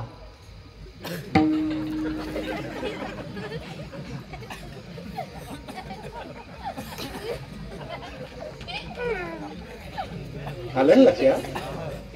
त्याचा बाप म्हटला माझा मुलगा एवढा मोठा डिग्री होल्डर झाला, विदेशात गेला, एवढा पगार मिळायला लागला, याच्या डोक्यावर काही परिणाम नाही झाला का? शेंगदाणे जर भाजून पेरले तर उत्पन्न येईल का? प्रक्रिया चुकली, उत्पन्न येत नाही. तसे ईश्वरी अनुभूती करत असताना, अनुभूती घेण्याकरता प्रयत्न करत असताना ज्याची प्रक्रिया चुकत असेल त्याला ईश्वरी अनुभूती येत नाही आणि तो सहज म्हणतो गॉड इज नथिंग. हेच आहे. आता या तारेमध्ये विद्युत प्रवाह असतो, सर्व गावभर माहिती आहे. असं 120, 300, 460, चारमिनार, पूना, मावा, गोवा, पटेल, जर्दा, काकी, पिवळी, पंढरपुरी, गायच्या. खाता खाता पोरं सहज चर्चा करतात का रे या तारेत विद्युत प्रवाह असेल का? तो म्हणतो मग असेल ना. मग शेजारचा काय म्हणतो, हात लावून बघ बरं. का नाही हात लावत तिथं? तो त्याला माहिती तिथं साक्षात्कार होतो. मग त्या तारेतला विद्युत प्रवाह दिसत नाही, पण अनुभवायचा आहे, पाहायचा नाही, दिसतच नाही, अनुभवायचा आहे. टेस्टर पाहिजे, कळतं ना? मग कळेल. अन्यथा तारा, 2 होल्डर आणि एक बल्ब त्यांना व्यवस्थित जोडावा लागेल. मग आकडा टाकतात का इकडं? अनुभव तेव्हा येतो जेव्हा तुम्ही होल्डर, वायर आणि बल्ब पद्धतशीर जोडणार आणि टाकणार. तर त्याप्रमाणे देवाला प्राप्त करून घेण्याची काही प्रक्रिया आहे. काय तुकाराम महाराज म्हणतात, नाना साधनाच्या केल्या खटपटा, परी त्याही नपवती ओ याच्या दरवंटा, जाणू जाता जाणीव घाली आडफाटा, योगाभ्यासे सिद्धी रोधिता ती वाटावो. अनेक प्रकारची साधना केली पण त्याच्या उंबरठ्यापर्यंत सुद्धा मला नेऊ शकली नाही. पण तुकाराम महाराज मात्र एके ठिकाणी भगवत नामस्मरणाच्या बळावर स्वतःचा अनुभव सांगतात. पिवळा पितांबर कैसा गगनी झळकला, गरुडावर बैसोनी माझा कैवारी आला. फक्त तुकाराम महाराजांनीच जर हे सांगितलं असतं तर यदा कदाचित आपण हे ऐकलं नसतं. पण नामदेव महाराजांनी तेच सांगितलं, ज्ञानेश्वर महाराजांनी तेच सांगितलं, शांती ब्रह्म एकनाथ महाराजांनी तेच सांगितलं, तिकडच्या तुलसीदासांनी तेच सांगितलं, सूरदासांनी तेच सांगितलं. तुम्ही ज्या ज्या प्रांतात जाणार त्या त्या प्रांतातल्या संतांनी तेच सांगितलं. राजस्थानमध्ये प्रेममूर्ती मीराबाई झाल्या. त्या कालखंडामध्ये दळणवळणाची साधनं नव्हते, मोबाईल तर चुकून नव्हता, पत्र सुद्धा जात नव्हतं आणि एकमेकाची भाषा एकमेकाला कळत. त्या काळात सर्व संतांचा एकच उद्गार, एकच शब्द, एकच अनुभव कसा आला? प्रेममूर्ती मीराबाई म्हणतात, पायोजी मैने राम रतन धन पायो, वस्तु अमोलिक दी मेरे सतगुरु, कृपा कर अपनायो. पायोजी मैने राम रतन धन पायो. आहे काही फरक? सर्व संत एकच अनुभव सांगतात. त्याप्रमाणे जगद्गुरु तुकाराम महाराज सुद्धा आपला आध्यात्मिक क्षेत्रातील अत्यंत उच्च कोटीचा अनुभव जगामध्ये ना डॉक्टर सांगू शकत, ना इंजिनियर सांगू शकत, ना वकील सांगू शकत, ना राजकीय पदाधिकारी सांगू शकत, नवे नवे ना शेतकरी सांगू शकत, ना व्यापारी सांगू शकत, ना कोणी सांगू शकत. काय बऱ्याचदा आम्ही डॉक्टर, इंजिनियर, वकिलांचं, पुढाऱ्यांचं नाव घेतो. मग काही काही शेतकरी लोक खाली बसल्या बसल्या कुसबुस करतात. हा मग काय त्याला समजतं का? झरवा आम्हाला काहीच समजत नाही का? मग रे बापा तुम्हाला बी समजतं ना बांध कसा फोडायचा.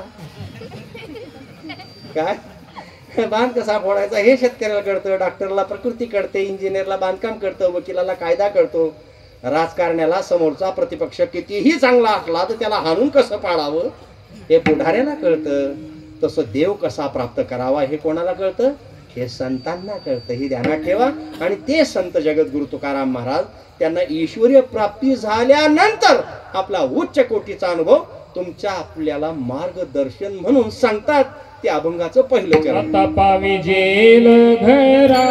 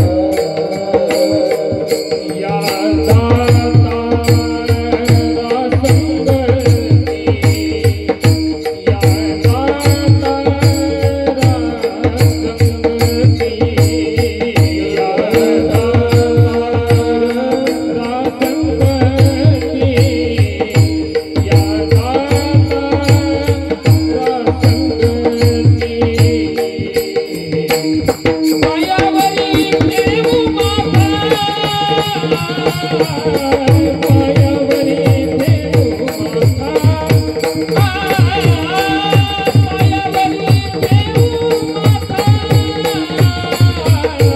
पायावरी देऊ माता पायावरी देऊ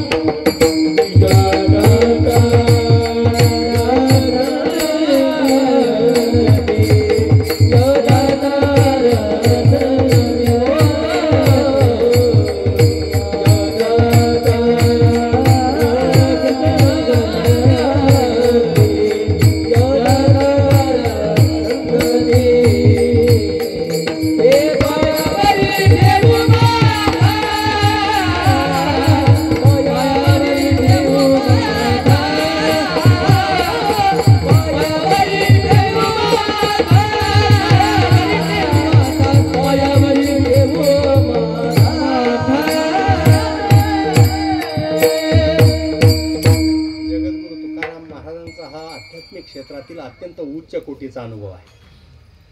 मनुष्याणाम सहस्रेषु भगवद्गीता सांगते हजारो मध्ये एखादा असतो की जो आत्मज्ञान ब्रह्मज्ञान तत्वज्ञान ज्याला म्हणतात आत्मस्थिती ब्रह्मस्थिती नैष्कर्म्य स्थिती देव ईश्वर ज्याला म्हणतात त्या स्थितीला जाऊन पोहोचतो.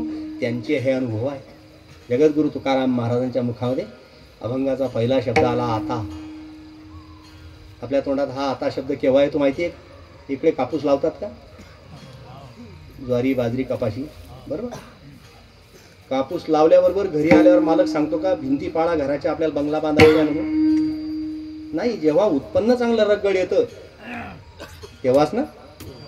का पेरून आला आणि घरी सांगतो पोराले पाळा रे भिताळा नाही. तो उत्पन्न घेतो खर्च वजा जाता मजबूत रगड बॅलन्स राहतो मग म्हणतो आता मी बंगला बांधणार. असंच आहे ना. एखादी मुलगी पाहायला मुलगा येतो Thums Up Mirinda Limca Pepsi sprite slice चहा कॉफी कोको कोला असं एका ट्रेमध्ये आणते ना ती. काही इकडे नाही आणत तेवढं फक्त चहा.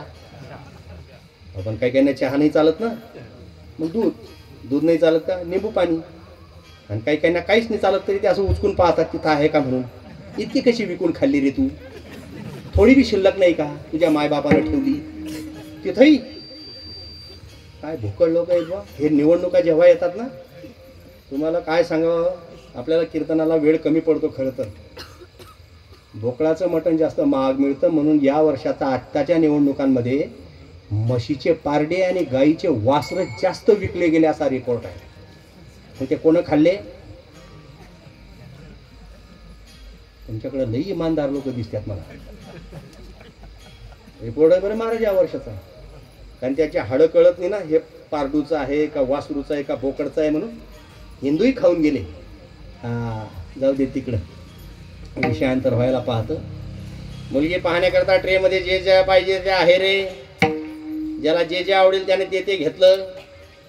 मुलगी पाहून झाल्यानंतर त्यांना जेवू घातलं जातं. जेवायला बसले. मस्त जेवणारे असतात काही काही.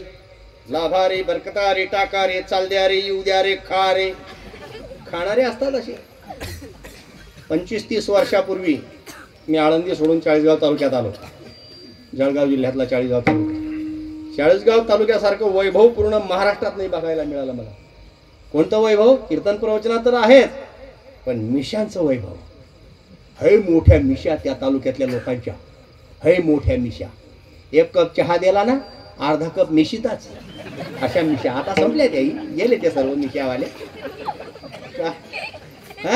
असे जेवणारे होते. हा तुमच्या समोर जो बाबा उभा आहे ना सांगेल तर तुम्हाला पटणार नाही. कारण लोक अगोदर म्हणतात बांधा फेटा मारा चाटा. तुम्ही चाटा समजणार. मी एका टायमाला शेतकऱ्याच्या घरच्या 25 चपात्या खायचो. किती? तुम्ही किती खातात एका टायमाला? विचारा करून सांगा. 2, 3, 4. 4च्या वर कोणीच नाही. एखादा असेल क्वचित तरणा बांधके 5 चपात्या खाईल तो. 25. माझा एक मित्र म्हणायचा तू जेवढ्या चपात्या खावतो तेवढ्या कणकेचा जर उंडा बनवला आणि एखाद्या बसलेल्या बैलाला खाऊ घातला तर तो बैल उठन पण तू उठत नाही म्हणे. तुम्हाला मांडी माहिती आहेत का खापरावरचे? माहिती आहे? किती खातो मनुष्य? एवढं असतं ते फार गोल बिलकुल. त्या छकड्या गाड्याच्या चाका एवढं असतं जवळपास. एवढं. 1-2 जेवतात आता. मी 8-9 खातो एका टायमाला. माझं मला नवल वाटतं की मी जेवण कसं सोडू शकलो म्हणून. एवढं खाणारा माणूस जेवण सोडलं आणि त्याचा प्रभाव आज मी माझ्या प्रकृतीवर आहे. मी 700 गाई सांभाळतो देशी. किती? अंध पांगड्या लंगड्या सर्व माझ्याकडे सोडलेल्या 700 गाई सांभाळतो मी. आजही मला किती उन्मत्त झालेला सांड दाखवा, त्याची शेपटी धरून मागे ताणून दाखवला मग नाही बोलणार आत्ता या मिनिटाला. कोणाच्या म्हशीचा पाडलू मेला असेल ना, लोक इंजेक्शन ठोकतात आणि दूध काढतात ना, मला घेऊन चला एका खुद्यात म्हैस नाही पासली मग बोला. नाही कळत का? जा त्यांना का कळू दे. ते पोरगी पाहायला आलेली जेवत होते, हे जेवले मजबूत. ज्या मुलाला मुलगी पाहायची होती ना त्याचं तोंड उतरलेलं. एक म्हातारा म्हणतो काय रे तुला मुलगी पसंत नाही का? तो म्हणतो मग पसंत नाही मला. मग तोंड काहून उतरलं? म्हणे मला 2-4 शब्दही बोलू दिलं नाही तिच्याशी. तर म्हातारा म्हणे 4-4 लेकरं होस्तवर आम्ही कोणाच्या समोर बोलत नव्हतो, तुझं लग्न नाही झालं तिच्याशी बोलतो. त्या मुलीचा बाप म्हटला जाऊ द्या जमाना बदलले, बोलू द्या त्यांना विचाराचं देवणघेवण.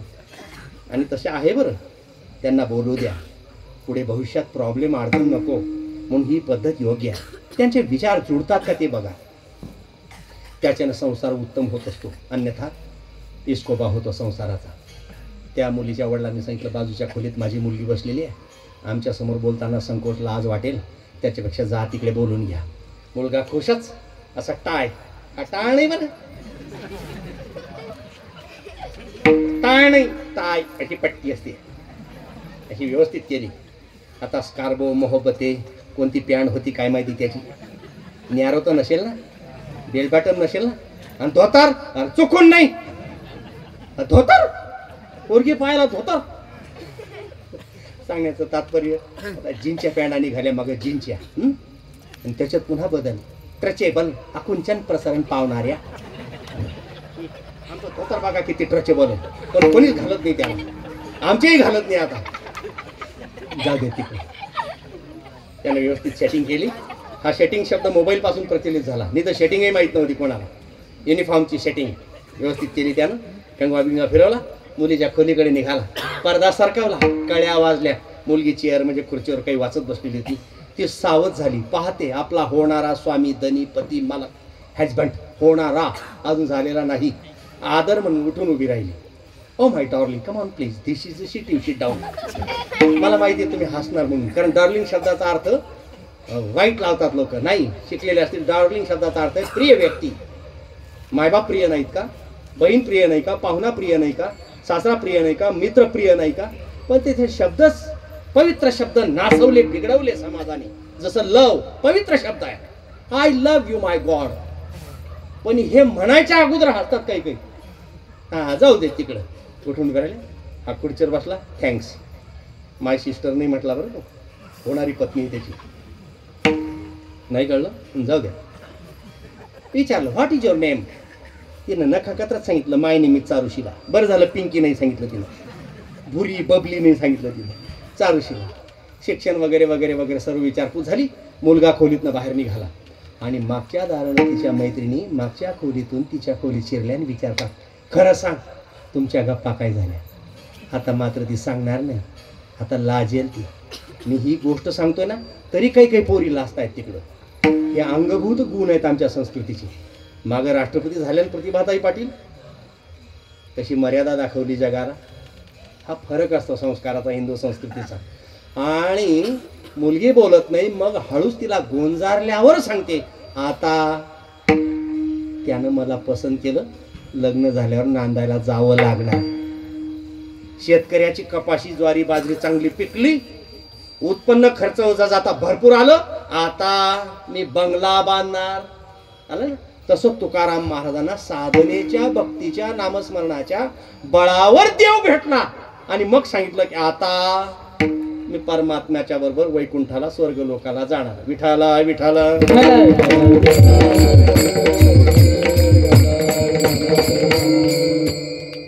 कीर्तन झाल्यावर पंगत असते का? नाही ना, कारण काही भागात पद्धत आहे तशी, कीर्तन झाल्यावर पंगत असते. नाही तर लोक म्हणतील आम्हाला भूक लागली आणि बाबांनी काय लांबवलं कीर्तन, नेतातच दिसतो म्हणजे कीर्तन करायचं, तसं नको व्हायला. सर्व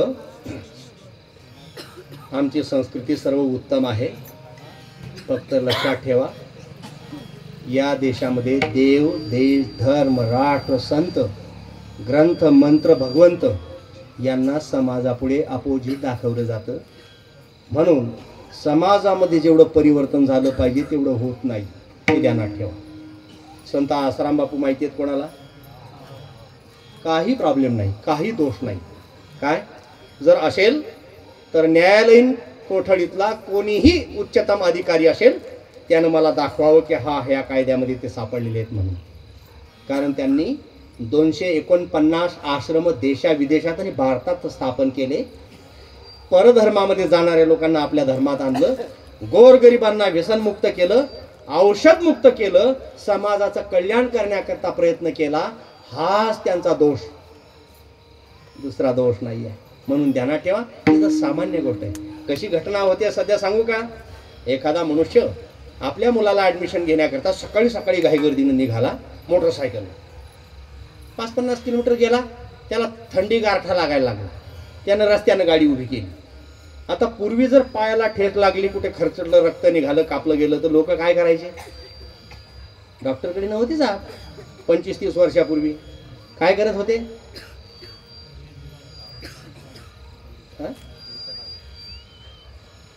नसेल तो तर अहो सर्वाच्या अगोदर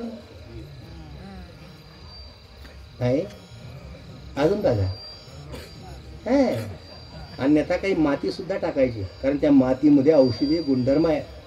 असं मग तसं गारठा लागला की काय करतो मनुष्य? जर काही उपकरण नसेल तर असं करतो ना. तसं तर हातावर हात घासत होता थंडी जावी म्हणून. ते असं असं होत नव्हतं त्याच्याकडनं. असं तेवढं ते 18 वर्षाचं पोरग झाबडीची टोपी घालून, पण टोपी अशी नव्हती. येते का त्याला? अशी टोपी घातली की वाऱ्यानं उडते. मग शहाणी पोरं काय करतात? झापडी नाही काय. मग त्याला वाटलं यानं झापडी उडू नये म्हणून उलटी घातली. आपल्यालाही थंडी वाजू नये म्हणून आपण शर्ट का उलटा घालू नये? कारण इकडनं हवा जास्त जाते ना. तुमचं शर्ट आमच्या शर्टात फरक आहे बरं ना. त्यानं शर्ट खोलला आणि उलटा घातला.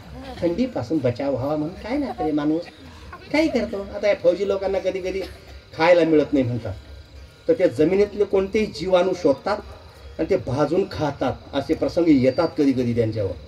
प्रसंग असतो तो काही करायला लावतो मनुष्याला. हां, तर ते शर्ट उलटं घातलं, मोटरसायकल पासलं, चालली गाडी. 10-20 किलोमीटर गेली. टर्न, कॉर्नर, वळण, कळलं ना? कॉर्नर, गाडीनं स्लिप मारला आणि तसा नांगरटी जाऊन पडला. तो उलटा शर्ट घालेल. ते नांगर हाकणारे पळत झाले. पळा पळा पळा ॲक्सिडेंट झाला. सर्वांच्या अगोदर एक तरुण पोऱ्या, नंतर हळूच 2-3 म्हातारे. तो तरुण पोऱ्या म्हणे भूत. मला माहिती होतं तुम्ही दचकणार म्हणून. बरं आहे त्या निमित्तानं झोप तरी उडते. हा, म्हातारा म्हणला भूत काहून रे? म्हणे बघा याचं तोंड कुणकळ आणि बटन कुणकळ. पाहून घ्या आपापला सर्वांनी. जिकडे बटन तिकडे तोंड आहे का? काय तर म्हातारा म्हटला भूत नाही, ऍक्सिडेंट मध्ये त्याची मान फिरली. लक्षात? मग तो म्हातारा म्हणतो अरे हा जगणार नाही, याला लवकर हॉस्पिटलला न्या. हॉस्पिटल जाईपर्यंत हा जगणार नाही. दुसरा म्हातारा काय म्हणतो? गाई म्हशीचा बकरीचा पाय मुडला ना मला जोडता येतो, पण माणूस तर नाही जोडता येत मला. अहो म्हणे प्रयत्न तर करून पहा. म्हणे आणा तेल. आता तिथे तेल राहील का? मग गाड्याच्या तुंबात राहायचं पूर्वी. कळतं का?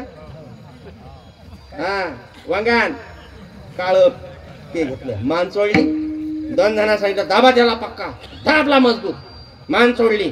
मान धरली त्याची. कोण? बॉडीची सेटिंग करणारा म्हातारा.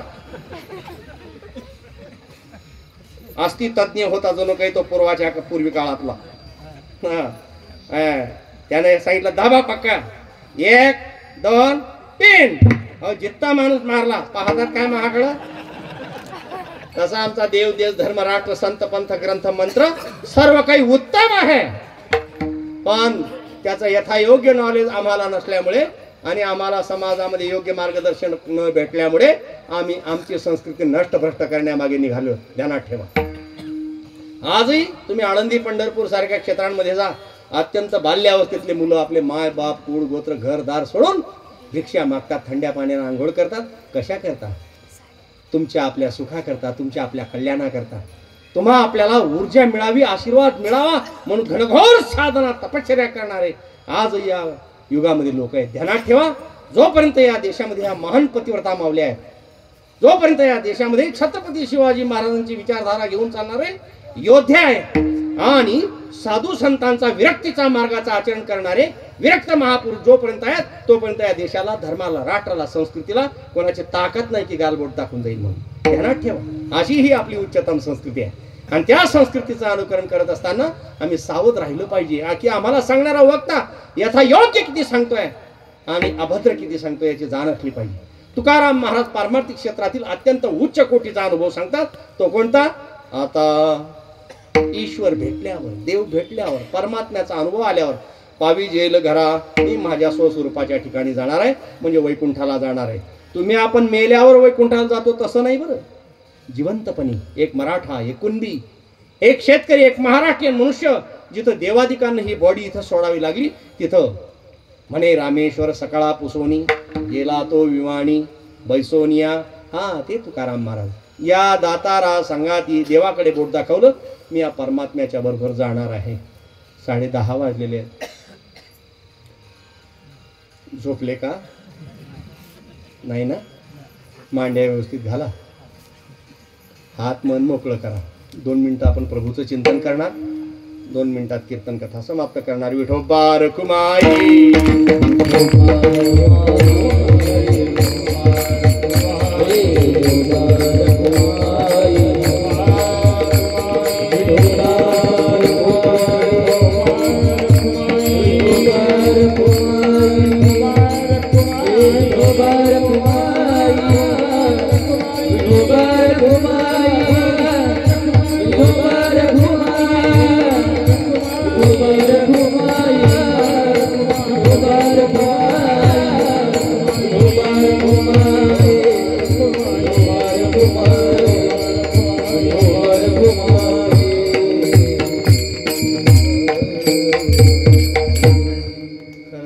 पुण्यपावन नगरीमध्ये हा एक सुंदर दिव्य असा योग आहे की आमच्या मयूर महाराजांनी आम्हाला आठवण केली.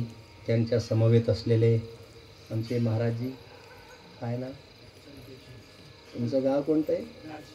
हा ना, किती वर्षापासून पाहतो मी त्यांना. फक्त गाईच ध्यानात राहतात, त्या मेंदूला माणसंच ध्यानात राहत नाही. आमच्या तिकडचेच आहेत महाराज, कल्पेश महाराज आहेत. महाराजजी गाव शिरसोली, बारी का माळी, आमच्या मायभूमीच्या जवळच आहे. शिरसोलीकर महाराज आहेत, हे शिंदीचे महाराज आहेत, भुसावळजवळ. निवृत्ती महाराज. हां, मृदंगाचार्य कुठले? करंजकर मृदंगाचार्य. ही सर्व भजनी मंडळी आपल्या गावातलीच आहे. पंचकृषीतले आहेत, गावातले आहेत. शोधदार तुमची बाई बरी रागवती तुमच्यावर, कारण माणसापेक्षा बायांना जास्त त्रास असतो. असे किती पोर आहेत की लहानपणापासून माझ्याजवळ राहिले, कीर्तनकार झाले, टाळकरी झाले, पखवाजी झाले, गायक वादक झाले. माऊली खोटं आहे, किती साधक राहिले माझ्याजवळ. गणित नाही त्याचं. व्यसन होतं मला, गांजाचं नाही बरं, पोरं घेऊन शिकवायचं. हो खूप. पण जसे ते वयात आले, नंतर लग्न झाल्यावर त्यांच्या बाया त्यांना बोलतात, हे धकार. म्हणून म्हटलो मी त्यांना. विनोदाचा विषय सोडा. खूप आनंदाचा योग आहे हा की आपल्या पवित्र भूमीमध्ये ही सर्व साधक मंडळी आपल्याला कीर्तन प्रवचनाच्या माध्यमातून, गायन वादनाच्या माध्यमातून संसार दुःखातून निवृत्ती आणि आत्मानंदाची प्राप्ती व्हावी म्हणून हा संप्रदाय प्रयत्न करत असतो. जे भाग्यवान असतात ते कथा कीर्तनाला येऊन हजर राहून आपलं आत्मकल्याण कशात आहे याचा विचार करतात. नाही तर गाव परत असतातच मग बाकीचे. भद्रा मारुती कळतात का तुम्हाला? भद्रा मारुती सांगण्याचं तात्पर्य, भाग्यवान आहात तुम्ही. जगद्गुरु तुकोबारायांच्या अभंगाचा हा सुरुवातीचाच भाव आपण श्रवण केलेला आहे. आता देव भेटल्यानंतर पावी जेल घरा, कोणाबरोबर? देव उभा होता तिथं, देवाकडे बोट दाखवलं. या दातारा संगाती. दानवीर कोणाला म्हटलं जातं? जो देतो कर्ण. बरोबर आहे ना? अशा संज्ञा आहेत. तसं देवाला दाता का म्हटलं? यानं शत्रूलाही मोक्ष दिला म्हणून दाता. यानं भक्ताला तर जो जे वांछिल तो ते लाहो. भक्तानं इच्छा करावी. आणि यानं आमच्याकडे एका महिलेनं काय केलं? सर्व पपया विकून आली आणि एक अशी नरम झालेली पपई देवाला दिली. देवा नातू नाही झाला म्हणले, एका वर्षातच तिला नातू झाला, पण तो बी असा पपई सारखाच होता लदबद, हात बी धरे नाही पाय बी धरे नाही. काय भक्तालाही दिलं शत्रूलाही दिलं. कोणी म्हणाला आम्ही भक्तही नाही तर शत्रूही नाही. तुम्हा आपल्याला प्रत्येकाला देवानं काय दिलं? दिले इंद्रिय, हात पाय कान डोळे मुख बोलाया वचन, जेणे तू जोडशी नारायण नाशे जीवपण, आपण भवरोगातून मुक्त होऊ असं शरीर देवानं आपल्याला प्रत्येकाला दिलेलं आहे. आपण भक्त असो का शत्रू असो का मित्र असो का कोणीही नसो तरी दिलेलं आहे. बरोबर. बरं दिलं म्हणून दिलं का? आता जसं मी घोषणा केली की माझ्याकडे 700 गायी आहे, मग आमच्या शिवारात गेलं की काही काही लोक खाली मनातल्या मनात कुजबुज करतात, आपल्यालाही बाबाला एक गाय द्यायची, समजायची फुटकी असेल, समजायची लंगडी असेल, समजायची डिलिव्हरी न होणारी, समजायची म्हातारी झालेली असेल, शिंगत उठलेली असतील, नाही तर उचलून पटकणारी असेल, नाही तर या शेतातून त्या शेतात अशीच देतात ना. आमच्याकडे म्हण आहे, चिकना पैसा देवाला आणि फाटकी नोट बोहाला. पाकिटात घालून देतात ना, पाहता येत नाही ते, आणि जो पाहतो तो खानदानी इज्जतदार असतो का? घरांदार पाहणारच नाही, हे ध्यानात ठेवा. तो देवाची भक्ती पैशा करता किंवा व्यापार किंवा कुटुंब चालावं म्हणून करत नाही, हे ध्यानात ठेवा. असे किती लोक आहेत समाजामध्ये संप्रदायामध्ये, पण समाज त्यांना शोधत नाही, नको त्याच्याच मागं लागतो, नको त्याच्याच मागं लागतो, जाऊ दे तिकडं. मग तसं देवानं आपल्याला काहीतरीच दिलं का? बघा कसे डोळे दिले, बरोबर डोळ्यात घाम जाऊ नये म्हणून वर भिवाया, त्या भिवायांवर केस वगैरे पापण्या वगैरे. जसे काही कामगार हमी योजना राबवली तिथं, पाणी आडवा पाणी जिरवा, घाम डोळ्यात जाऊ नये म्हणून. बरोबर कसे डोळे. असं एखाद्या पोऱ्याला बॅट बॉल खेळता खेळता बॅट लागते, बरोबर, पण डोळा नाही फुटत, काय इथं लागतं. बरोबर. मग ते रडत जाते, माय मग त्याची माय म्हणते बघ बाई माझ्या लेकाचा डोळा थोड्यात फुटला. हा वाचला ग बाई, वाचला का फिटिंग व्यवस्थित करेल आहे, कळतं ना. वखरायला जायचे का तुम्ही पूर्वी नांगरायला? त्या दुसरीमध्ये काय अडकवलेलं असायचं ते वणक, खोडे म्हणतात, वणक म्हणतात. रबराचं असतं किंवा लाकडाचं, आणि दोरखंड असतो जाड. आणि एखादा म्हणतो अहो वखरी व्यवस्थित लागत नाही, मग अनुभवी मनुष्य काय म्हणतो थोडं लांब, बरोबर. मग लांबवायची काही मर्यादा असते ना, त्यात लिहिलं भोगलं बोट लांबून, आणि ते असं थोडं गेलं आऊत, आणि जो सटकलं आणि आलं घरी वाकलं तोंड करून. मग त्याची काय माय म्हणते, अगं भैया माझ्या लेकाचा डोळा थोड्यात वाचला ग, थोड्यात वाचला का फिटिंग तशी करेल आहे. हे बघा सरीकडून हाड उंच आहे आणि बरोबर खोलगट भागात बुबुळ ठेवलेला आहे ना, किती फिटिंग व्यवस्थित आहे. तोंड पोस्टाच्या पेटीसारखं, काहीही टाकामध्ये, खिचडी बाफल्या बट्ट्या रोडगा चपात्या पुरणपोळ्या दिंडरे भज्ज इडली सांबर उत्तप्पा खमण ढोकळा कच्ची दाबेली फालुदा लोच्या, हे गुजरातीकडचे शब्द आहेत. मला तर त्या फालुदा म्हणतानाच वखारी आल्यासारखं. लोच्या म्हटल्यावर असं कसं तरी होतं. काय काय खातात लोक, कावडून चिवडून चावडून, आता खा काय खायचं ते खा, असं पोस्टाच्या पेटीसारखं. आता दुसरं नको सांगायला ना अजून, खेकड्या झिंगा वाव बोंबलं डुकरं डाकरं कुत्रं, ते नको सांगायला. तोंडा काही बारीक बारीक बाल जाऊ द्या किंवा बारीक खडा जाऊ द्या, आतून काय ऑर्डर ते सॉरी सॉरी प्लीज रिटर्न माफ करा, हे आरोग्याला उत्तम नाही आहे, वापस करा. किती सुंदर पद्धतशीर दिलेला आहे. आम्ही मोबाईलच्या मेमरीचं कौतुक करतो. अरे जन्माला आलो 90 वर्षाच्या म्हाताऱ्याला विचारा की लहानपणी तुला कोणी गोंजारलंय, म्हणून तो सांगतो की माझ्या शेजारी अशी अशी म्हातारी होती. केवढी मेमरी स्ट्रॉंग दिली देवाने, तिचं कौतुक नाही कोणाला. डोळे हात पाय नाक कान उत्तम, हार्ट काय ब्रेन किडनी लिव्हर फुफ्फुस, काही लोकांना फुफ्फुसही अजूनही बोलतात, ते फुसफुस म्हणतात, तरी देव मानत नाही. याला कोपर खुबा मनगट, सर्वात लांब हाड 1 2 4 6 आणि 8 हाड, हे 2 इंचाचं, हे 8 10 12 इंचाचं ज्याच्या त्याच्या उंचीप्रमाणे, मध्ये वाकत नाही. मध्ये जिथं फोल्डिंग आहे तिथंच वाकेल, इथं नाही. किती प्रयत्न करा मुळण पण वाकणार नाही. मराठा मुंगा मुंगा, मुंडकं तुटलं तर चालेल, मुंगळा मुंगळा मुंडकं तुटलं तर चालेल पण तसं वाकणार नाही. हे 2 इंचाचं बोट, काय 2 इंचाचं बोट 3 ठिकाणी वाकतंय बघा. बघा ट्राय करून. 1 2 3. हे नाही दाखवलं पण हे 2च शिल्लक आहे. तुटलं चारा कापता कापता म्हणून 1 बरं. 3 ठिकाणी काऊन वाकवलं? व्यवस्थित जेवता यावं म्हणून, शिवता यावं म्हणून, नोटा मोजता यावं म्हणून, काय लिहिता यावं म्हणून.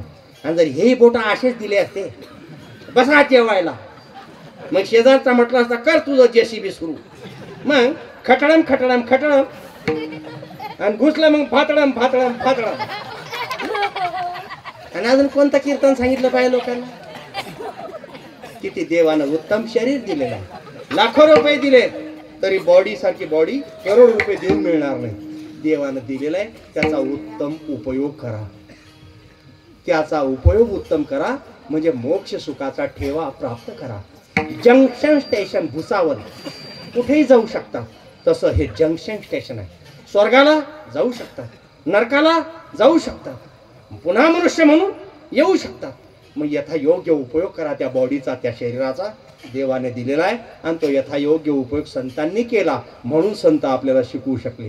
नाही तर सांगेयान करियान ते कैचे ब्रह्मज्ञान सांगण्याचं तात्पर्य जगद्गुरु तुकाराम महाराजांनी अनुभव घेतला. आणि मग सांगितलं आता पाविजेल घरा या दातारा संगाती. तुकाराम महाराज परमात्म्याच्या बरोबर वैकुंठाला जाणार होते. तुमच्या आपल्यासारख्या श्रद्धाळूंनी त्यांचे पाय धरले आणि विचारले की महाराज तुम्ही तर चाललात, आम्ही काय करावं ते सांगा. ते म्हणतात पायावरी ठेवणी माथा, तुम्ही त्याच्या पायावर माथा ठेवा. जे गीता सांगते ते तुकाराम महाराज सांगतात. गीतेत काय सांगितलं? तमेव शरणं गच्छ सर्व भावेन भारत. ज्ञानोबा सुद्धा या श्लोकावर ओवी लिहितात जो मज हो या अनन्य शरण. आता खरं तर ह्या गोष्टी आहेत ना, जे लोक नेहमी कीर्तन ऐकतात आणि पारायण करतात त्यांनाच कळतात, बाकीचे त्याची टीव्ही पाहण्यासारखं मट पाहत्या. म्हणून कीर्तन करताना मोठी समस्याच आहे. श्लोक सांगावे उमजत नाही, ओव्या सांगाव्या कळत नाही, अभंग म्हणावे आला खरी बोहा गेला खरी बोहा, असं नको व्हायला. हे सखोल तत्वज्ञान आहे. साधू संतांनी सांगितलं त्याला अमृतासारखं हृदयामध्ये साठवा आणि आपलं जीवनाचं कल्याण करा. जो मज होय अनन्य शरण त्याचे निवारी मी जन्म मरण. या लागी शरणागत शरण्य मी चेकू. या नात्याने पायावरी ठेवून माथा सर्वथा अनुपेक्षी. तुमच्या आपल्यासारखे श्रद्धाळू प्रश्न विचारतात, मनोमन असतात. आता आमच्या कीर्तनकारांना विचारत नाही. खरं तर कीर्तन झाल्यावर विचारले पाहिजे प्रश्न, पण ते प्रश्न विचारायच्या धाकाने लगेच गाडीत बसून पळून जातात असं वाटतं. चला विनोदाचा विषय सोडा. लोकांनी विचारलं की तुम्ही ज्याची आम्हाला उपासना करायला सांगता त्याची आम्हाला व्याप्ती सांगा.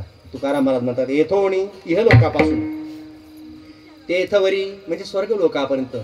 येथोणी तेथवरी आता नाही सत्ता अनेकांची. तो जगत पिता विश्वव्यापी आहे. एको देवहा सर्वभूतेषु गूढहा सर्वव्यापी सर्वभूतांतरात्मा. हे संस्कृतमध्ये झालं. मराठीतलं सांगायचं झालं तर तुका म्हणे विठू भरला सवाय तयाहुनी काय चराचरी. व्याप्ती सांगितली. कोणी म्हणे महाराज शक्ती सांगा. तुका म्हणे चक्रपाणी, ज्याला हातामध्ये चक्र धारण केलेलं आहे. शिरोमणी बळीयांचा. या जगाच्या कठेवर कोण बलवान आहे? यम बलवान आहे, पण तो सुद्धा त्यांचा दास आहे. पंचमहाभूत बलवान आहेत. खिल्लारी माहिती आहे ना, एका झटक्यात खिल्लारी गायब.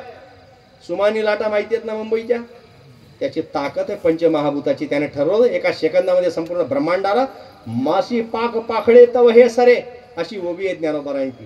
हे जरी बलवान असले तरी त्या बलवानांपेक्षा सुद्धा तो बलवान आहे. तुका म्हणे चक्रपाणी शिरोमणी बडियांचा. पण त्याच्याकरता आपण काय करायचं? अशा बलवानाला शरण आपण गेलं पाहिजे. पायावरी ठेवणी माता सर्वथा अनुपेक्षी. ज्ञानेश्वर माऊली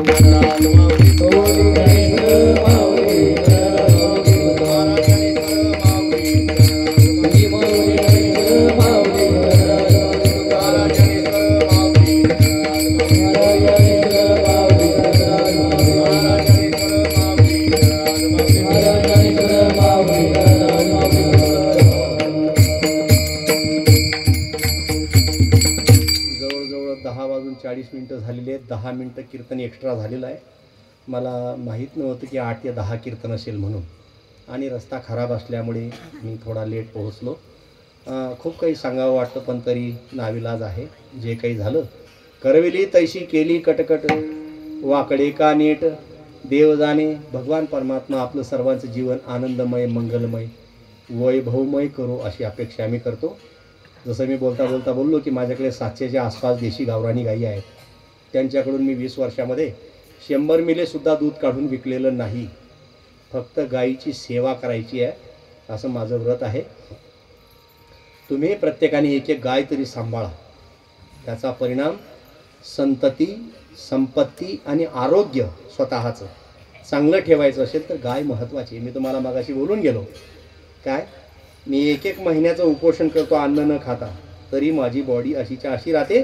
त्याला 3 कारणं. मी जन्मजात शुद्ध शाकाहारी आहे, मी ब्रह्मचारी आहे, आणि मी लहानपणापासूनच शेतकऱ्याचा घरचा असल्यामुळे मी कायम गायीच्या सान्निध्यात आहे. म्हणून ही ऊर्जा आहे. मग तुम्हाला संपत्ती, संतती आणि आरोग्य चांगलं राहावं असं वाटत असेल तर गाय सांभाळली पाहिजे. गाय ज्याने सांभाळली त्याच्या घरची संतती चांगली राहते. माझ्यापेक्षा वयस्कर लोक समोर बसलेले आहेत. जर बैल म्हातारा झाला तर त्याच्या नाकातला दोर काढून घ्यायचे, दातं पडल्यावर त्याला सांभाळायचे आणि आपल्या दारीच त्याला मरू द्यायचे. तर ही क्रिया सामान्य होती. पण मुलं संस्कार घ्यायचे की आपला बाप, मन लावून ऐका बरं, आपला बाप डोभा बैल सांभाळतो, मग आपण बाप सांभाळू नये का? संस्कार कसे असतात हे सांगतोय मी. आम्हीच बिघडलो. आम्ही बैल विकले, म्हशी विकल्या, निबार झाल्यावर गायी विकल्या. त्याचा परिणाम पोरं आम्हाला सांभाळायला तयार नाही. पटेल का तुम्हाला? गावचा राजाच जर लाईट खाली बसून पत्ते खेळायला लागला, येणाऱ्या पिढीने काय करावं? म्हणून शानं व्हा. एक फकीर जर एवढ्या गायी सांभाळू शकतो, तुम्ही तर प्रापंचिक आहात. तुम्हाला त्या गायीच्या दुधाची गरज आहे, तुम्हाला त्या गायीच्या खोंडाची गरज आहे शेतीमध्ये, आणि तुम्हाला त्या गायीच्या शेणामूत्राची शेताकरता गरज आहे. शिकलेले आहात, विचार करा. शेती आपली दिवसेंदिवस बंजर होत चालली, तिची उपजाऊ शक्ती कमकुवत होत चालली. रासायनिक खतांमुळे काय काय प्रॉब्लेम शरीरावर, प्रकृतीवर होतोय याचा सर्वांनी विचार करा आणि गाय सांभाळा. काय सांगावं तुम्हाला? जगत कल्याणाकरता एकच प्रमाण मला जगद्गुरु तुकोबारायांचं विशेष पटलं. जगाच्या कल्याणा संतांच्या विभूती, देह कष्टविती परोपकारे. काय आम्ही समाजाच्या कल्याणाकरता कष्ट घेतो असा जर विचार केला तर, म्हणून आम्ही गोसेवेचा मार्ग निवडला. नाही तर बाकी सर्व गोष्टी सोप्यात. आरुडी मारू द्या, मंदिर बांधायचं, पाऊस पडतो पैशाचा आता. पण मंदिर बांधून तिथं 4 लोक हरिपाठ म्हणणार आहेत का? तिथं 4 लोक नामस्मरण करणार आहेत का? अरे त्याच 2-5 लाखामध्ये जर 25-50 गायी वाचल्या तर त्या गायी 50 एकर जमीन आणि 25 लोकांना निरोगी आरोग्य आणि एकदम शुद्ध आरोग्य देतील आणि शेतीला सुजलाम सुफलाम करतील. म्हणून ती गाय वाचवा. खरं तर या गोष्टी स्वाभिमानाच्या आहेत, पण समाजाला गंभीर विषयामध्ये सुद्धा विनोद आवडतो. आता गंभीर विषयामध्ये सुद्धा. मग तो विनोदही ऐकून घ्या. लोक म्हणतात महाराज आम्ही उबगलो. कोणाला? लोक म्हणतो बाबा आम्ही उबगलो. तुम्ही बैला कशी उबगत नाही? तिथं मसनात जाईपर्यंत उमजू देत नाही तुम्हाला, तिला का उबगत नाही तुम्ही? जसं आपण आपल्या धर्मपत्नीला उबगत नाही, तिथं प्रपंचाचाच विकास करणारी ही गोमाता विश्वाचं कल्याण करणारी आहे, तिला उबगून चालणार? हे शिकलेल्यांना विचारा. ही मधमाशी किंवा कोणतीही माशी ज्या दिवशी या जगातून संपेल त्या दिवशी संपूर्ण ब्रह्मांड नष्ट होऊन जाईल. ध्यानात ठेवा. कल्पनाही करू शकत नाही मनुष्य की माशीचा जगाचा काय कार्यकारण संबंध आहे. ते श्री केशर आणि पूप केशर ट्रान्सफर करते तेव्हा फळं फुलं आदी करून विकसित होतात. गाय तर त्याच्यापेक्षा कितीतरी श्रेष्ठ आहे. म्हणून गाय वाचवा. तुमचा फायदा नाही झाला मग माझ्याशी बोला. एक गाय उभ्या आयुष्यामध्ये 47 पिलांना जन्म घालते. बोललेलं कळलं नसेल. तिच्या पिलांचे पिलं सांगतोय मी. ती जिवंत असेपर्यंत 47 पिलांचं गणित करता का कोणी? 5000 पिलू धरून घ्या. माझं बोललेलं कळतंय ना? म्हणजे तिची जी पहिल्यांदा झालेली कालवड आहे वासरी, तिचेही धरा, दुसऱ्यांदा झाली तिचे धरा. काय असेल 47 किती 20 वर्षामध्ये 47 पैकी 2 वारले असं धरा. 45 ची किंमतचा विचार करा. जास्त ओव्हर नाही होत ना? कारण लोकांना आता विषय विकाराच्या गोष्टी किती करू द्या, रात्र रात्र जागतील, पण त्यांना कीर्तन किंवा तत्वज्ञान सहन होत नाही, पचतच नाही काही मेमरीला. चला, 2.25 लाख रुपये किती सांगितले मी? असं कोणतं बँक आहे इतका पैसा वाढून देईल? मला असं वाटतं माझं बोललेलं कळत नाही, म्हणून मी माझा विषय थांबवतो. झालेली सेवा पांडुरंगाच्या चरणी उपस्थित भक्त भावी भक्तिमती माता साधक गुणीजन टाळकरी वारकरी सर्व मंडळीच्या चरणी समर्पित करतो. भगवान परमात्मा तुमच्या आपल्या जीवनामध्ये कोणत्याही प्रकारचं दुःख येऊ देऊ नये. आपलं सर्वांचं जीव आनंदमय मंगलमय वैभवमय हो. आपल्याला प्रत्येकाला मोक्ष सुखाचा ठेवा प्राप्त हो. काळजी घ्या येणाऱ्या तरुणांची आणि विशेष करून आमच्या तरुण भगिनींची. एवढ्या याच्यामध्ये शॉर्ट बट स्वीट कळलं असेल मला काय म्हणायचं आहे. जगामध्ये काय घडामोडी चालू आहेत आपल्याला कळत असेल. बाकीच्यांनी असं ठरवलेलं आहे, चाहे तो भंगार जमा करेंगे लेकिन पैदास करेंगे. काय कळलं का? अरे काय काय सांगावं, काय काय बोलावं, कुठे कुठं जागं करावं समाजाला. भयंकर दुर्दैवी आणि वाईट अवस्था आहे. म्हणून जास्त काही न बोलता शब्द सुमन अर्पण करेल. माझे सर्व साधक मंडळी अत्यंत निष्ठेने प्रेमाने आणि या ठिकाणी मला बोलवलं, त्यांच्या तुमच्या माझ्याबद्दल काय काय भावना अपेक्षा असतील मला माहीत नाही. मला काय काय भावना तुमच्या पूर्ण करता येतील हे काही मला माहीत नाही. म्हणून मी सेवा या ठिकाणी थांबवतो. आपण सर्वजण निश्चितच हा आदर्श घेऊन आपलं जीवन जगणार अशी अपेक्षा करतो. शब्दांना विराम देतो. विठ्ठल जय जय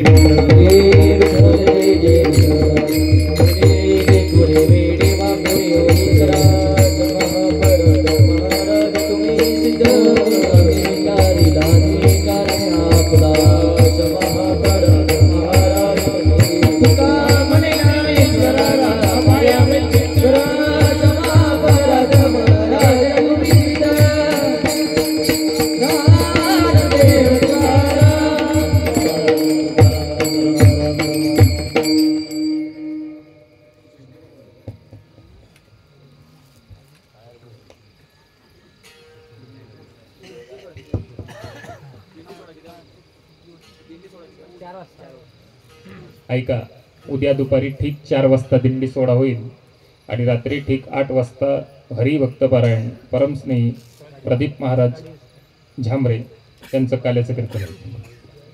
कुंडली करुदार विठ्ठल श्री ज्ञानदेव तुकाराम पंढरीनाथ भगवान की जय.